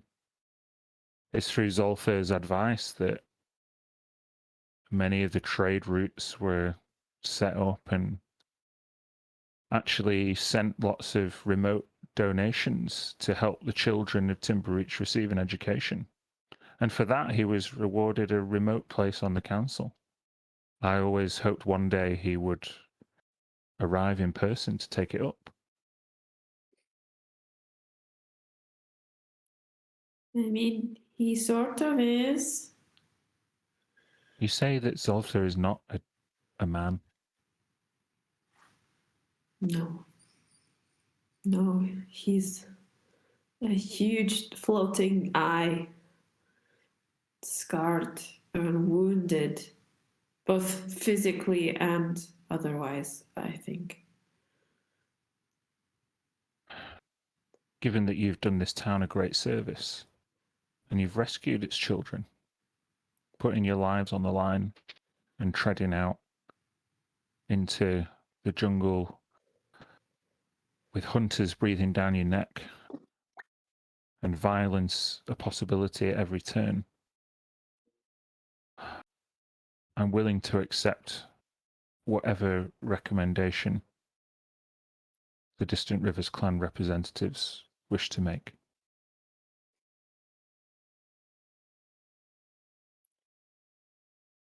And maybe we should give him a chance. Just one. And if he oversteps the mark, then maybe the Distant Rivers clan will step in. To help you deal with What? him. You see Geller kind of, she runs her fingers back through her kind of golden hair, and she seems just to get taken away slightly in a few memories, and she like gives like a wry smile. I can't believe it.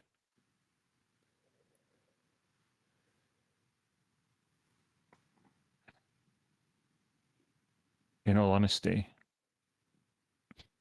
I have to see him for myself. I will invite him to the old keep by the dead of night tomorrow, and he and I will hash out these negotiations face to face. And you see her point down at a clutch of letters she produced from her pocket.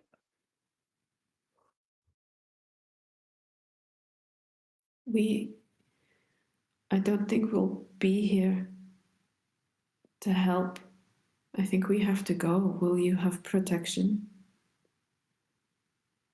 You look like you can take care of yourself as well, maybe. If I know Zoltha, and in some respects, I think I do. I think inviting him to the old keep will not be as risky as one might suggest. Thank you for uncovering this mystery and revealing the identity of our mysterious fifth member. I know you have a clan meeting to get to, but I do look forward to our next meeting where perhaps all of us may sit around the table and decide where to go from here. I assume you'll keep it between us about Zolther. I could shout it at the top of my lungs in this very room and it would barely register with these lot. You have my thanks and my trust. Jade, Canvas. You too. Thank you. And she looks to the rest of you. You Tabaxi are wise and noble people. And you've taken action when the people of my town were paralyzed with indecision and overly concerned with competing amongst each other. You were thinking of the children. Best of luck with your clan meeting. I'll see you when you return. Thank you. Thank you. Do not be too harsh on your citizens. Sometimes it takes an outside view to assist. It almost sounds like something I would say. You're not the only one who has wisdom of the ears, Feather. I think at that point, you would be able to go and get a room at any tavern you like in Timbereach. Have a sleep and then get a rock. Ride a rock to the. We check up on what's his name again? Yeah, Moon. We got Moon. Oh. Whether he's still there or not. Oh yeah, I want to go and see if that statue's still there. Shit talking me. Destroy it. Is it 24 hours? Yeah. Yeah, it's Has it still been there. there? Well, yeah, so yeah, do you want to? Shall we quickly make a route back so you can check on Moon or not, or do you want to end the session there? Yeah, let's check up on him. We can check on Moon. Via So you the come out of statue. Redwood Manor and you make your way in the opposite direction towards the lake, and you go past the House of 1,000 Leaves. You see Norwin there outside the front, like this side. He's got pieces of parchment stuck in his ears as he's sweeping the front steps. And as you get closer, you can just hear Jade fucking Canvas. I hate her. I hate everything she is. I hate her. I want her declawed. I want to replace her stripes with spots. I want to throw her in the lake. I think she should drown. Drown a horrible death. 1,000 deaths. What did you do, Jade Canvas? You know who would drown if I threw them in a lake? You stupid piece of brick. Ah, there you are. I thought I told you to get fucked. You did, and then I told you to get fucked, you piece of shit. I Smoke. hate you, Jade Canvas. This is not I doing regret well that you for ever you. planted me. Why did you Shall have we to take me destroy out of it? that bag and put me into the soil? Have you been talking to the person that works at here? Have you been telling him all about me as well? He's the only person who's been within earshot all night. But I want to tell him just how much I hate you. And you just see as you walk past, like, Norwin has not had a wink of sleep. That's so awesome. That's so I'll just be like this on my way past as well. Mm-hmm. Shall we destroy it, Jade Canvas? No, it'll live its life here. I don't care. I find statues to be ostentatious in most cases, but I like this one for some reason. You make your way down to the bridge, past the cherry blossom, and through the market square again. The stores are now starting truly to open. You get a few people in the merchant square shouting that they would offer you a discount gladly, as you embarrassedly accept like their thanks and gratitude. You move towards the Broom and Board Inn. This inn is a very strange looking building. It looks like it was built at like different times. It's all painted like different colors. It looks like basically 3 different people had a separate idea of the kind of inn they wanted, and it was all smushed together and tried all to be realized at once. And as you go in, you see it's a bit like dank and smelly. There is a fire in the far corner, but all the furniture is really odd. The chairs are all different sizes. There's some people asleep on the floor. There's someone kind of literally sleeping on like the chandelier. And you see 2 people at a desk, just eye to eye, like not blinking. They're 2 kind of elderly women with hook noses and sunken ears. One with long, straggly grey hair, and the other one with like really severely tied back grey hair. Other than their hairstyles, they look completely identical. There's witches everywhere in this town. What the hell? We gotta get out of here. Witches? Are you calling a witch? I'm a hag. Good evening. To you. Good morning. Good morning. It's barely lunchtime yet. Feels like evening for us.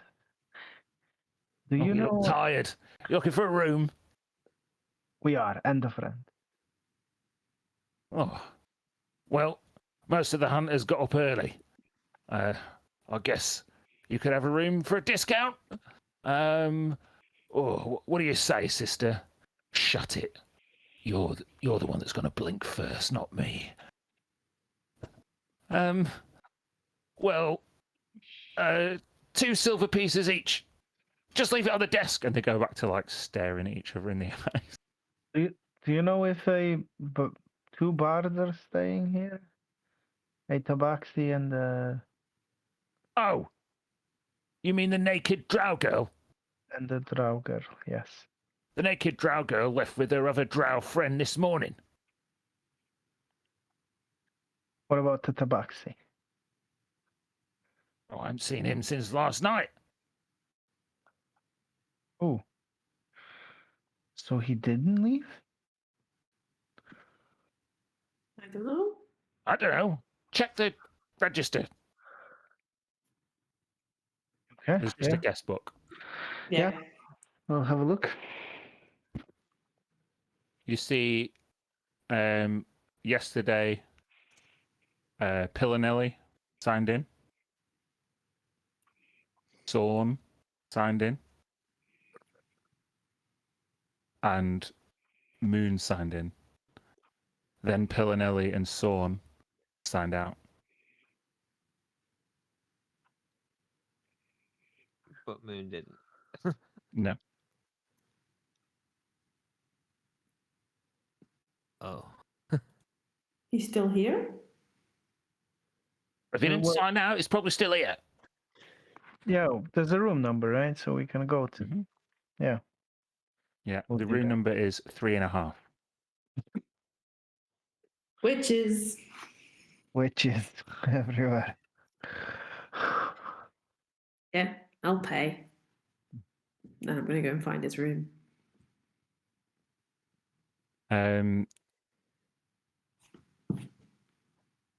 Yeah, so the fine drow handwriting, Sorn, Sorn, and Pillanelli,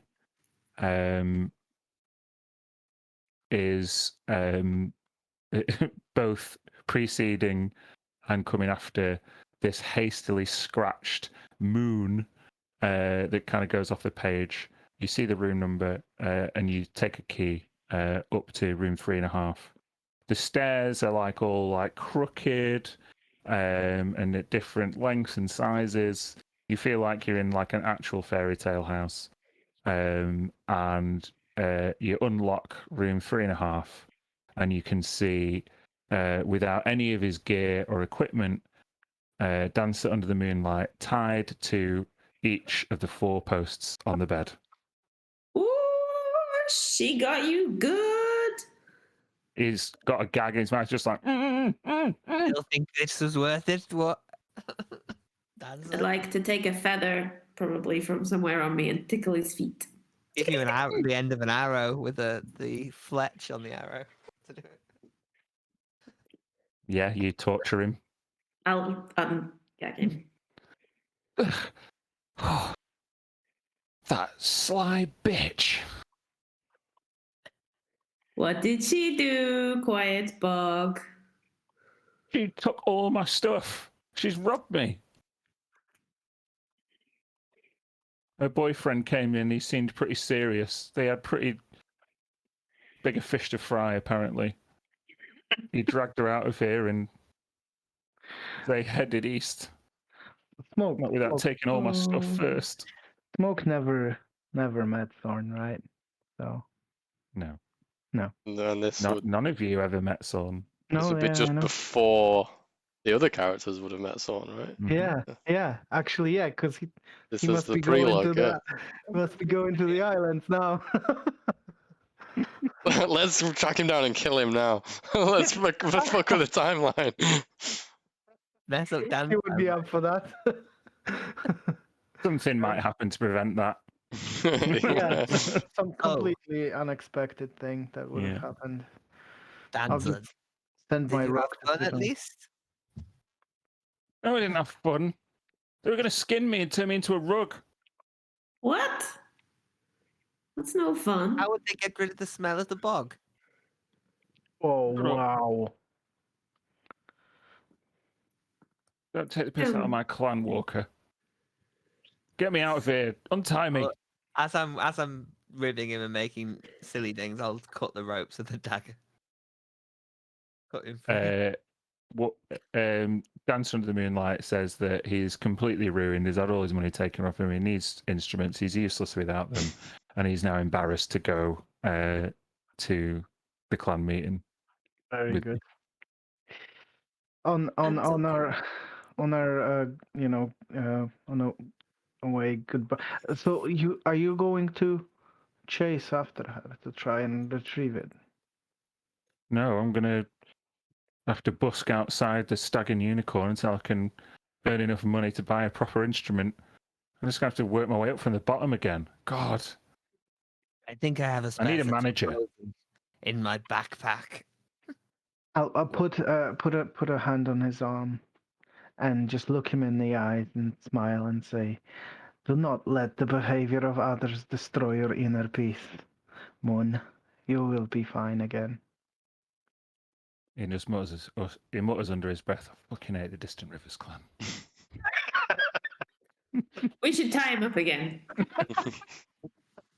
Freeze frame.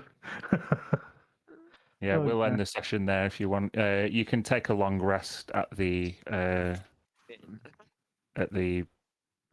board. What's it called? The Broom and broom and board. board. Cool. Is 120 miles be enough to get to the Tiger's Watch from here? We're halfway. It will get you to the it will get you beyond Snaketail Jungle and at least part way up the climb. But the climb up Tiger's Watch is the difficult bit, and I don't think even your magically induced rock would want to do that, but we'll see. He doesn't have to climb. He just flies. No, exactly. It's like it's thin air. It's cold. And you'd all know that as well. Cool. What the heck am I gonna do? I don't really have. You classless. Got to pick up Take a another new quick path. pact on the way. That yeah. is so good. That is so good. But Dan gave you a choice